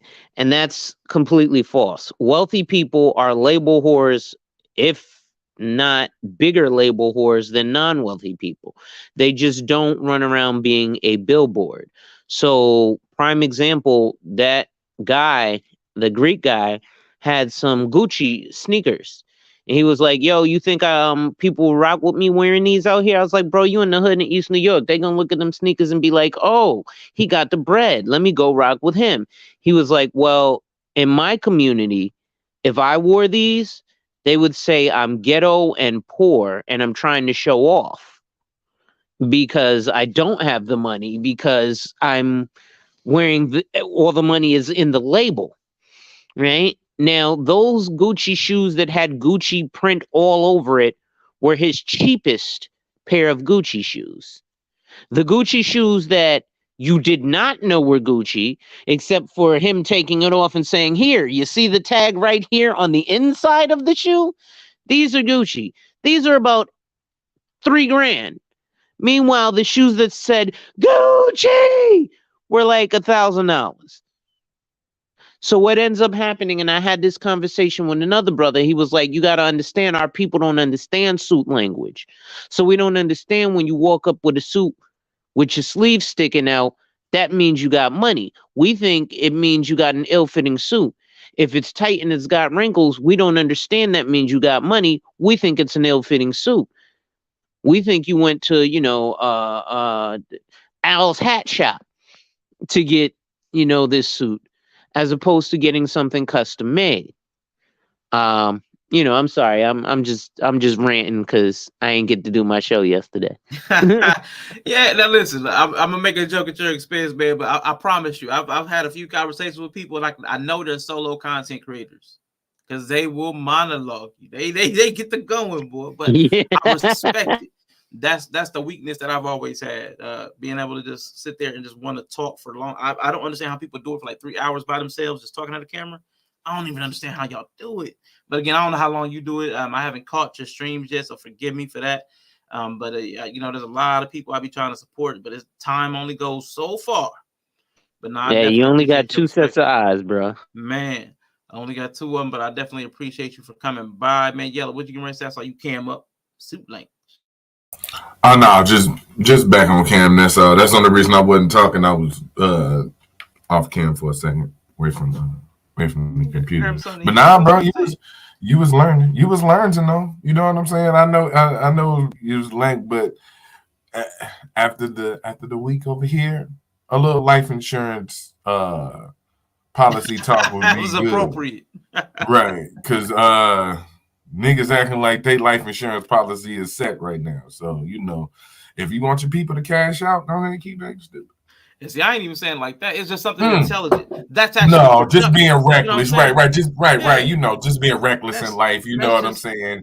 You gotta that's protect just such yourself, a productive adult community building type thing. Life insurance. You know what's not? Making sure homosexuals can't come in your house.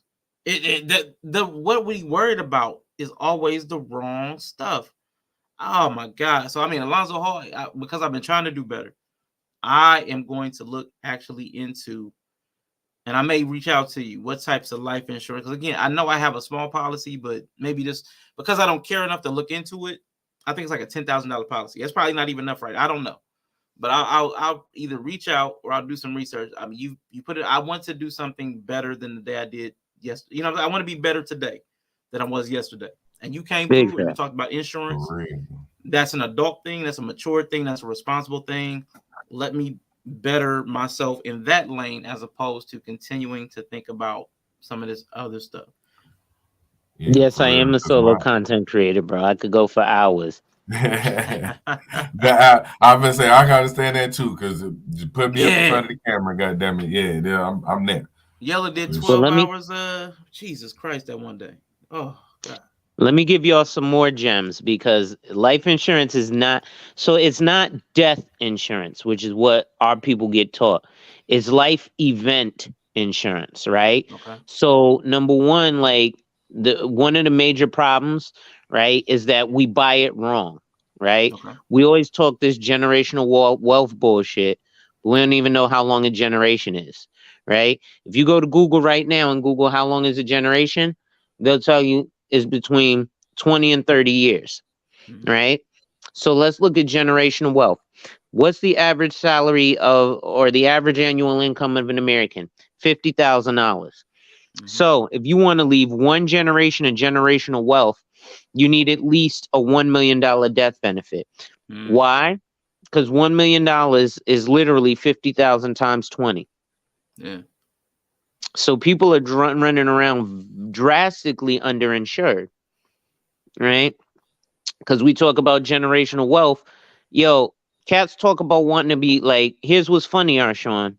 I know we were mentioning earlier, everybody is net worth out the ass and da-da-da-da-da. You know what one thing you could do that could really make you a millionaire overnight net worth? OnlyFans. I was thinking feet pics. No. Yeah, that'll definitely make you a millionaire overnight. Feet pics. I was good. But literally, if you buy life insurance, right? If you buy $1 million life insurance, you know life insurance adds to your net worth. So you buy $1 million policy today, tomorrow you're a millionaire. Oh shit. I like the sound that I might start flexing like that. I like that. Yeah, man. It's all sorts of tricks, bro. But especially when it comes to our people, there's not enough of us who are actually licensed in financial services. According to the CAAFP, which is the Conference of African American Financial Professionals, only 6.7% of licensed financial professionals are Black. Then it comes to even further, because then you have to have the ones who know what they're doing. Prime example, like when I said the whole Waka Flocka Flame thing, where he's talking about infinite banking, stuffing money into his insurance, borrowing from it, and stuffing money back into it. It sounds nice, but most representatives have no freaking clue how to properly set that up. Yella, I gotta come visit you. You be stay smoking that loud. But you know, it's a bunch of craziness that, you know, don't really make sense. Like even like the buy term invest the difference, right? In terms of men planning for the future, they have taught us backwards, right? Think about it. They're like, oh, well, when you're young and you have all this expendable income because you have no responsibilities, they tell you to get a term policy. How retarded is that? Right? You should get a permanent policy when you're young because yes, permanent insurance costs more, but there's more benefits to it, right? I'll put it to you like this. And I think I'm going to do this today for my socioeconomics Saturday. I'm not doing that right now, OG Patrice. Too many people don't know the difference, and that's too base level. So what I do is I equate life insurance to Mercedes-Benz classes, right? Because it's something that everybody can relate to. So an A class, which ain't even a Benz, technically, is just a Honda with a Benz badge, would be your term life insurance policy, right? The cheapest thing out there. I think it starts at $29,000, right? A C class, which is really where a Benz starts at $34,500. But a C class would be a traditional whole life insurance policy. Then you go into the E class, right? So in the E class, now you're looking at a limited pay whole life insurance policy. Then you want to look at an S class. So you're looking at an IUL, an index universal life insurance policy. But even then, you know, you're still looking at what's going on, Marcus? You're still looking at different strategies and the way that is set up. Did you guys know that life insurance pays this thing called dividends? Where have we heard dividends before? Isn't that something that you get out of investing? Oh, wait, but life insurance has been paying dividends consistently since the 1800s. There's not been a year that a life insurance company has not paid a dividend in the last 200 years. Meanwhile, you know, KPMG or Price Waterhouse, those are big four accounting firms, right? Or Fidelity or TD Ameritrade, which is Charles Schwab. Most Americans don't know that Charles Schwab purchased TD Ameritrade back in 2019. You'll find out later this year if you have a TD Ameritrade account because your account numbers will be changing. Also, the minimum investment, right? The minimum that anyone can go, if you are not putting in one lump sum, minimum $10,000, then take the word investing out of your lexicon. Okay? And because it's not investing if it's less than $10,000. So when you'll hear people come with you know, like you'll hear financial advisors or these quote unquote financial gurus buy term invest the difference. Well, that's stupid as hell because first of all, term insurance pays out only 1% of the time, 1 to 2% of the time. Right? So why would you run towards something that you have a 98% chance that you're not, well, you have a 100% chance you're not getting anything from the term life insurance, and you have a 98% chance that your family's not getting anything from the term life insurance. If I told you, Arshawn, hey, listen, I want you to buy this product, it's a 100% chance you ain't gonna get nothing from it, and it's a 98% chance that the people that you bought it for to get something from it ain't gonna get what they supposed to get. you'd be like, nah, bro, I don't, I need some higher odds, right? But you're trained, not just you specifically, but Americans are trained to buy insurance based on price as opposed to features and Yep. benefits, Value right? driven. But it's not real value, just cost. I'll say cost driven. Cost driven, right? Yeah. They know how much something costs, But not the value. but they don't know the value of it, right? Because it sounds nice to say, hey, I got $1 million term life insurance policy. But think about this. If you're telling people to buy term and invest the difference, first of all, they have to invest on a scale that's going to make a difference. Secondly, investments are not guaranteed. The average rate of return on an investment is 10%. The average time horizon on an investment is 20 years, right? And then most people don't even have what's called the risk tolerance to actually invest. So what does that mean? That means that if, like, let's use the GameStop and the AMC, right? Mm-hmm. Because people got mad. Well, why is Robinhood stopping us from buying the stock? They won't let the hedge funds stop buying the stock. Well, the hedge funds are accredited investors, right? Meaning they have a net worth of $1 million or more, excluding real estate they own. They've obviously made $200,000 plus for the past 3 years and are assuming to make it again. So if they lose $50,000, it's not the end of the world for them. But Arshawn, if I told you right now, hey, invest with me, I need $10,000. We're gonna go put this money in this Dogecoin. It's gonna go to the moon, right? Then You you said give me this 10,000? 10. Yes, because that's the he just hopped off. He said 10,000. I'm out of here, But right? I got you. Oh, by the way, you also have to pay me a commission, and financial advisors charge 2 and 20 fees. So that's 2% of your net worth and 20% of your capital gains. They never tell you about that part, right? Now, the higher your net worth, the lower percentage we charge, obviously. But if you've got a net worth of $1 million or less, I'm charging the full 2% and the full 20%. Right? So now you have to invest. Oh yeah, by the way, if that whole $10,000 goes to zero, Arshawn, you still owe me my commission. Ooh. Oh yeah, by the way, I know that you lost that money. Sorry, nothing I can do. You can't get it back. Hope it's not that big of a deal, right? It didn't take you long to save up that 10,000. It was only a month, right? You saved 10 grand a month. No, it took me 6 years to save up that $10,000. So people need to also look at their risk tolerance, their time horizon, their exit strategies. None of these words are you going to hear from the fucking fake gurus, excuse me, that are like, hey, yeah, you can put something in a 10% yield. Where are you getting these 10% yields? Sounds nice.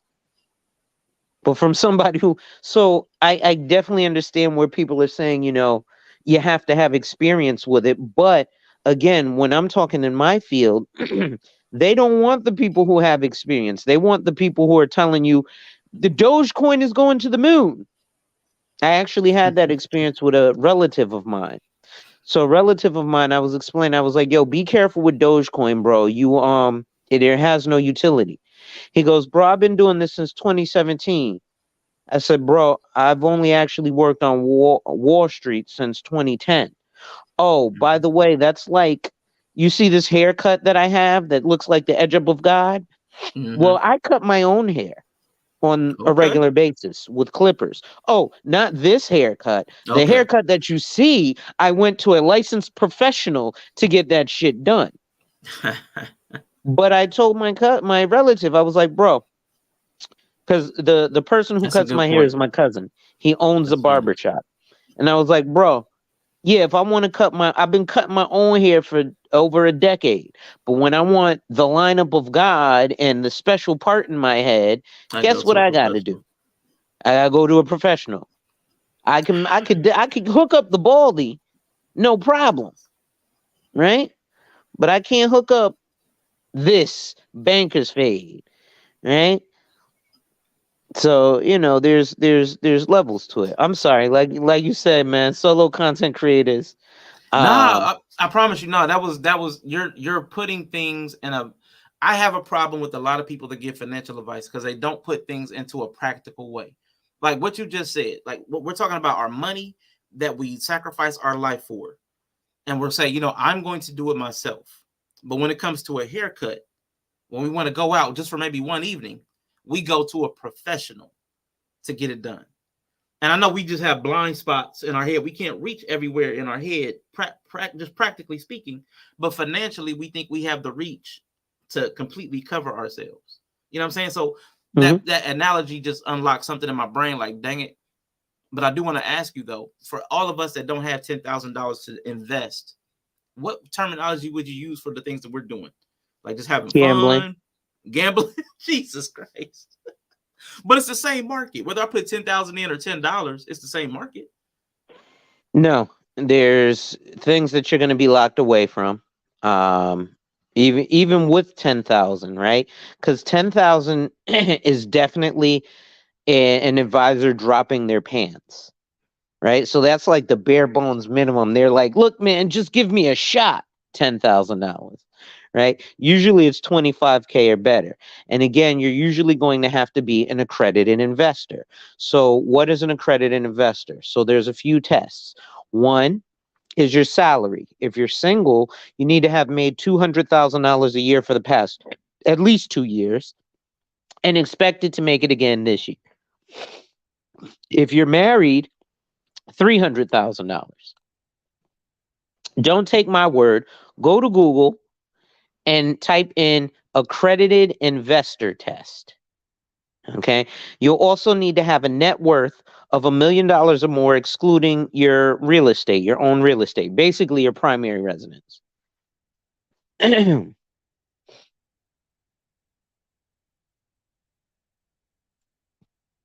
Go ahead. We can't hear you. On mute.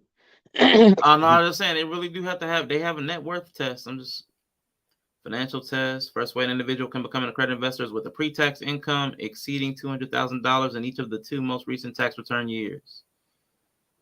And reasonable expectation that they will continue to earn in the current calendar year and the coming year.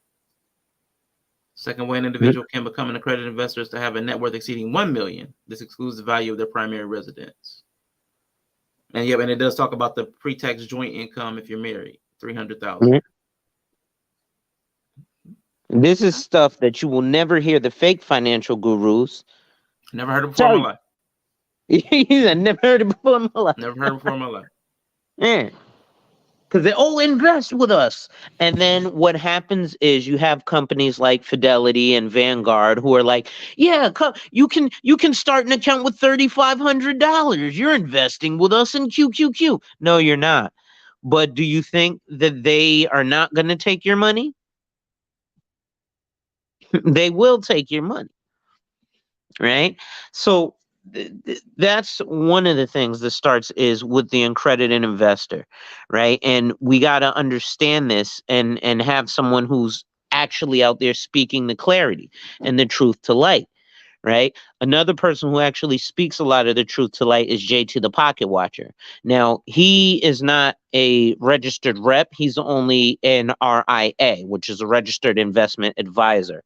So he legally cannot sell you the securities. Whereas a registered rep can. So that's where I can speak on it and sell it to you. Right. But I know JT the Pocket Watcher definitely breaks down a lot of the financial fraudsters too. Because especially in our community, we just get misled. Right. What he's saying is normal money making people was mad that they couldn't invest in Beyond Meat while all the celebrities did. Well, yeah, right. But even the celebrities, it's financial advisors are the missing link in our action plan for the future. I would say so, Dawn. But then you also have to get a financial advisor who, number one, cares, and then number two, knows what they're doing. Because for example, especially being a black financial advisor, you don't get taught this stuff, right? I recruited a young lady from Primerica. Excuse me, I got the hiccups now. I recruited a young lady from Primerica. I'm not going to speak negative about the company, but they come with the same idea that Dave Ramsey does: buy term, invest the difference, right? But again, if you're struggling to pay $300, $400, $500 a month on a life insurance policy, how are you going to invest the difference? So again, that absolute minimum investment is $10,000, which if you break that down to a monthly, it's $834. Don't believe me? Pull up your calculator. Put in 10,000 and divide it by 12. It's actually $833.33333. So I just rounded up to $834 a month, right? And did you do the math? Oh no, I was responding to a message. But so you look at it like that, and it's like, well, damn. So how can I buy term and invest the difference if I can't afford $400 a month for this term life insurance policy? I sure as hell can't afford $835 a month or $834 a month to invest. Yet at those carriers, you'll hear them say, well, buy a term policy on the whole family for $50 a month and put $25 a month into a mutual fund. Well, until about 25 years of that $25 a month into a mutual fund, you're not even buying a mutual fund. Right? So again, Acorn, Robinhood, Fidelity, Vanguard, TD Ameritrade, E-Trade. They give you all these opportunities to quote unquote trade and invest. And the reason why is because they're just scooping up free money. Right? Now you get taxed differently if you're not an accredited investor.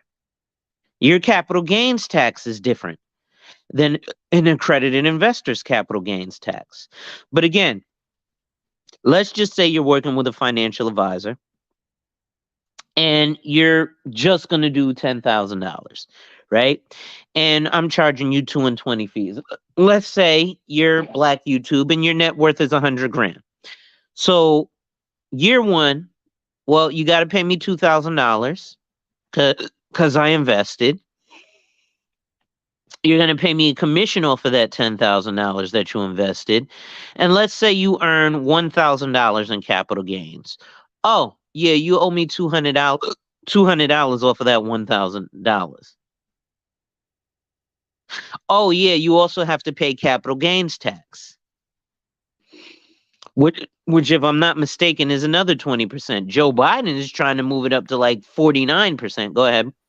I'm about to say that's the people with money, but I want to break it down to a practical level for like people like me. I'll just use me because I know everybody else that's listening and on YouTube has lots of money. But somebody like a regular person, you probably got a couple of $100 extra that you can do something within a month. What is the plan of action?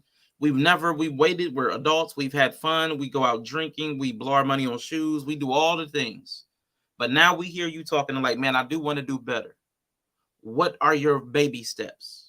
What are your first steps? Step number one is to create a savings account, right? You need some savings. So you need some liquidity there. You really shouldn't have more than maybe 20,000 liquid for the average person. But you want to start there realistically before coming to me buying any insurance. Save $50 a month for 3 months, right? And trust me, I want you to come buy some insurance or investments from me. Don't think I don't. But I'd rather have you in a position where you can actually benefit from it, right?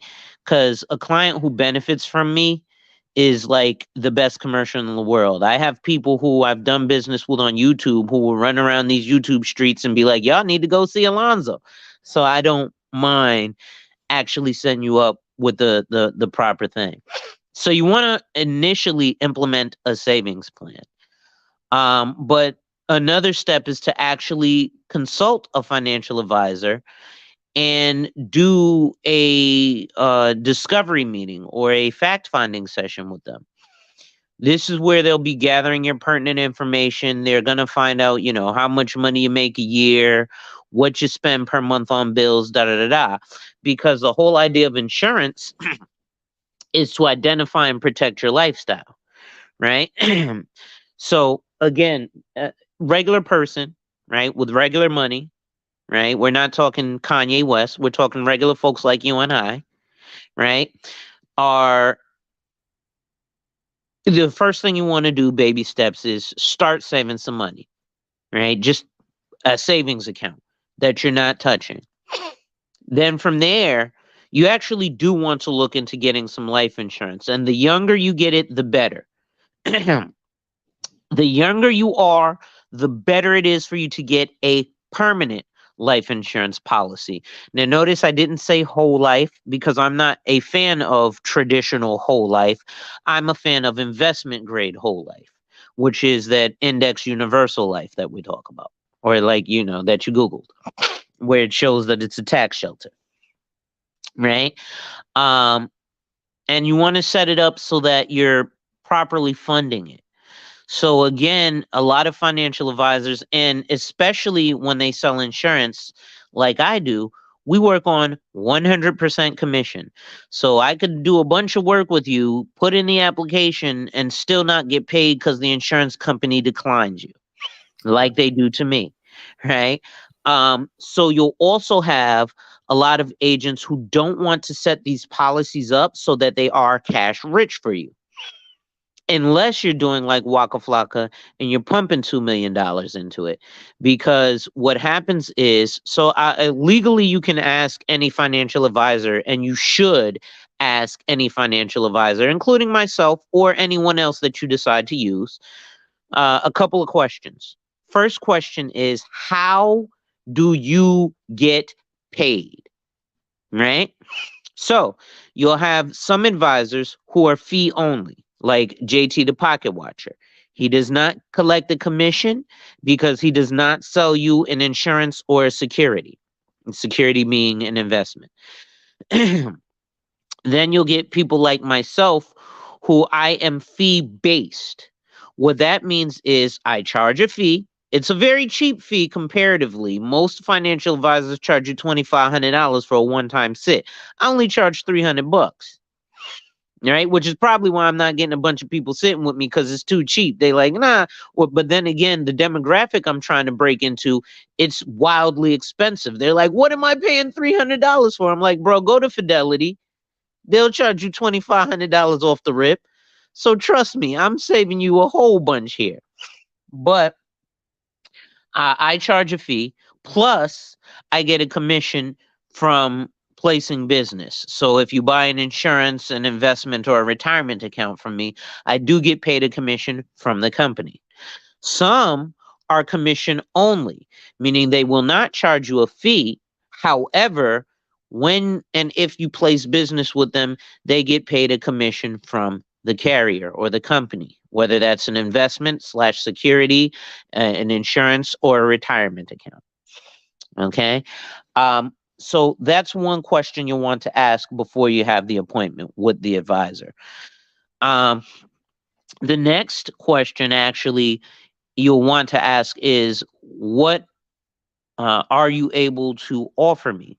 What I mean by that is, are they duly licensed? Are they such as JT, who can offer you financial advice but cannot sell you the security or the insurance or the retirement account?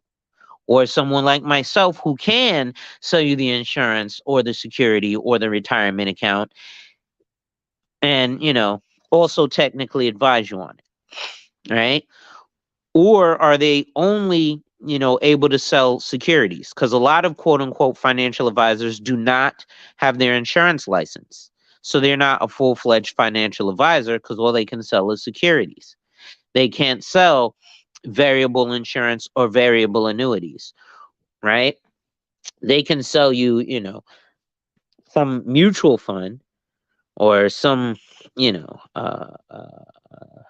yeah, pretty much a mutual fund, corporate stock if they hold their Series 7, 401k if they only hold their Series 6, right?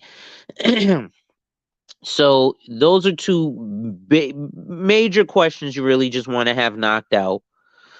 Um, and then you also want to know what the product can do for you.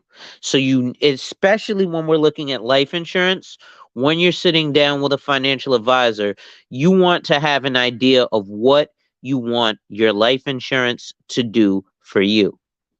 So most people just think, oh, well, yeah, when I die, folks get a check. Well, that's death insurance. That's not life insurance. I'll give you an Gotcha. example. My godson was born in 2012. When he was born, we had the baby shower. His father's best friend, and I'm still a little jealous, bought him a really, really ill gift. He brought him the Space Jam Jordans, the baby Space Jam Jordans, right?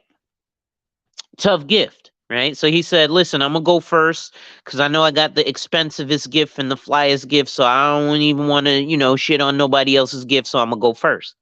So I said, well, then I should probably go second. But while he was showing off his gift, I said, hey, bro, them Jordans, that I'm definitely a little jealous, but I just got my godson $30,000.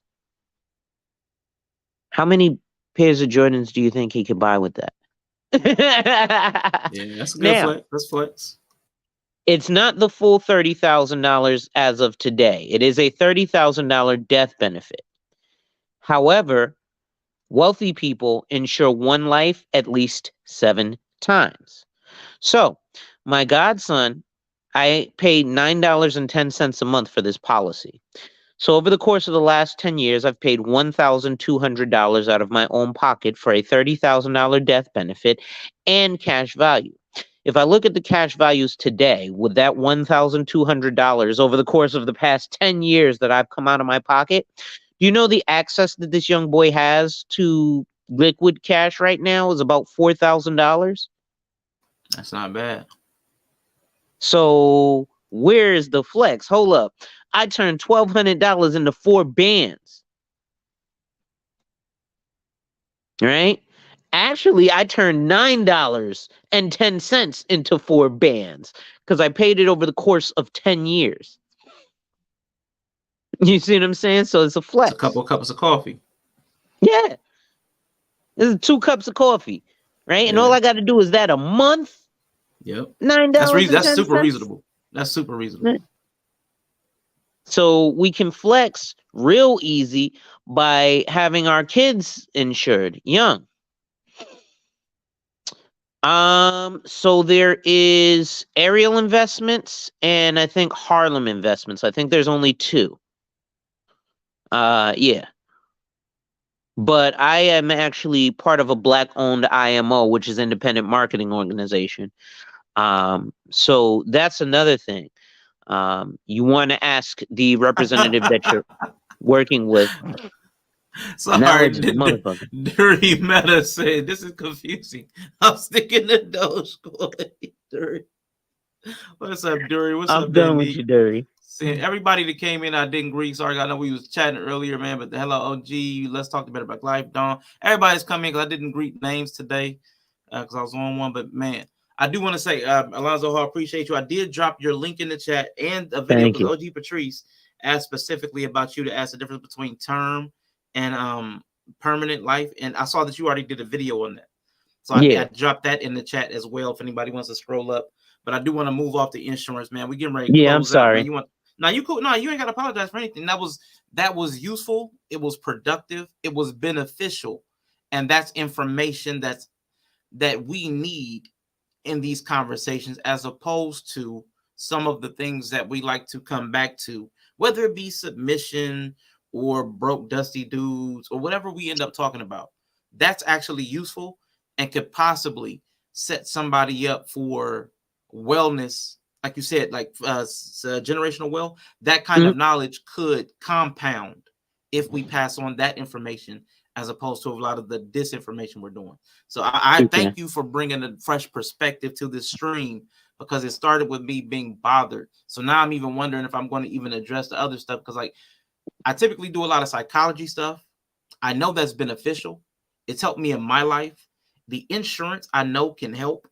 I've seen what happens when people don't have insurance and they're doing the GoFundMe's and the fundraisers and the little, spaghetti bake sales, whatever.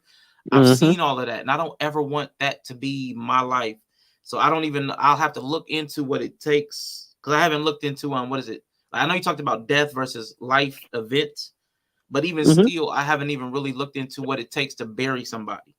So it doesn't matter how much my policy is if I don't even know what it needs to cover. So I haven't done what I need to do.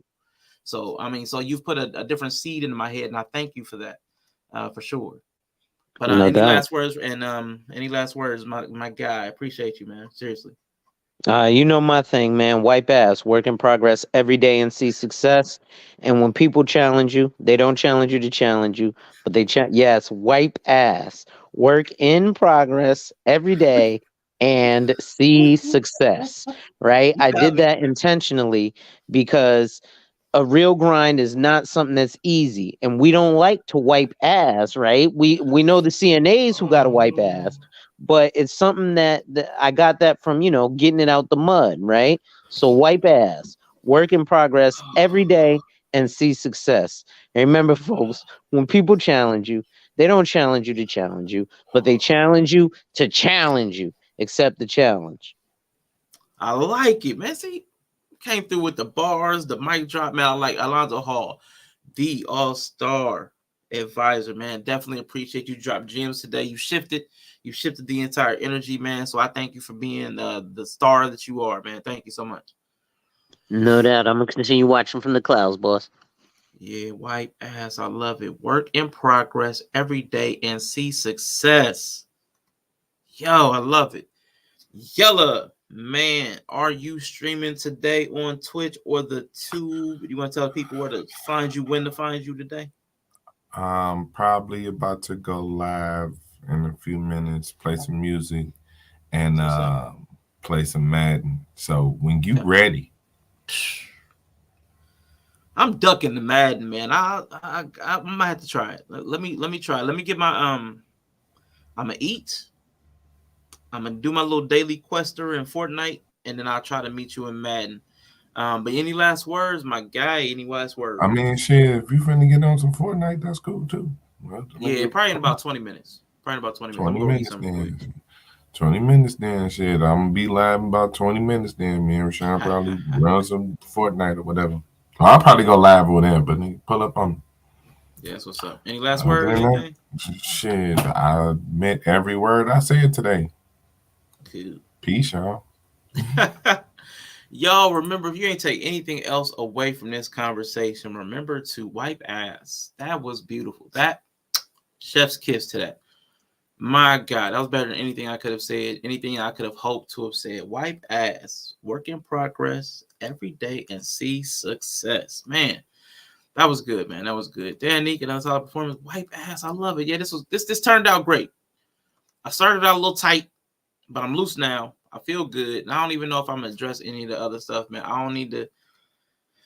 don't need to continue the energy with the specific people. I may talk about the thought processes, but I may find another vehicle for that topic. I may find different vehicles so that the people don't feel like I'm picking on them personally because they did call for compassion and sympathy.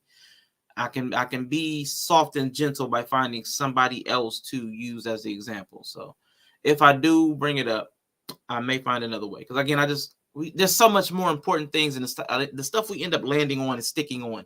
There's so many more important things. And man. So anyway, I'm getting ready to head out. I need something like that. All right, I'm gonna head out. I need one of those, but I am getting ready to leave. So I'm gonna I need a new outro too. I don't feel like using the same outros for Critically Drinking. I'm going to use one of the ones for the Ism show. I'm going to use the Ism outro because I haven't seen it in a minute. All right. Shout out to Bree because I ain't seen Bree in a minute. So, peace, y'all. So, what is this Ism? Here's the answer to your problems. Dr. Utopia's sensational new discovery, Ism. Ism will cure any ailment of the body politic. It's terrific. It's tremendous. Once you swallow the contents of this bottle, you'll have the bountiful benefit of higher wages, shorter hours, and security. Enormous profits, no strikes. Remember, you're the big boss. You know how long the ism been around? Yeah. The ism probably been around longer than the Illuminati. But we have different rituals. You know, it's always a ritual to a secret society that we live in. Ism is a secret society. It's a culture, it's a vernacular. When you expand your emotional vocabulary, you expand your awareness of yourself. When you expand your emotional vocabulary, you understand how you can navigate in this bitch. This fucking weird-ass world that is so hard on y'all. Like, let's acknowledge that the world is very difficult for y'all, but y'all are not making it any easier, bruh. You're not. You might not like my fucking delivery, but motherfuckers is starting to talk, you know? Shaking the tables, I don't give a fuck. Not a good day, okay? Now back to that one. Oh my God, she's so hot.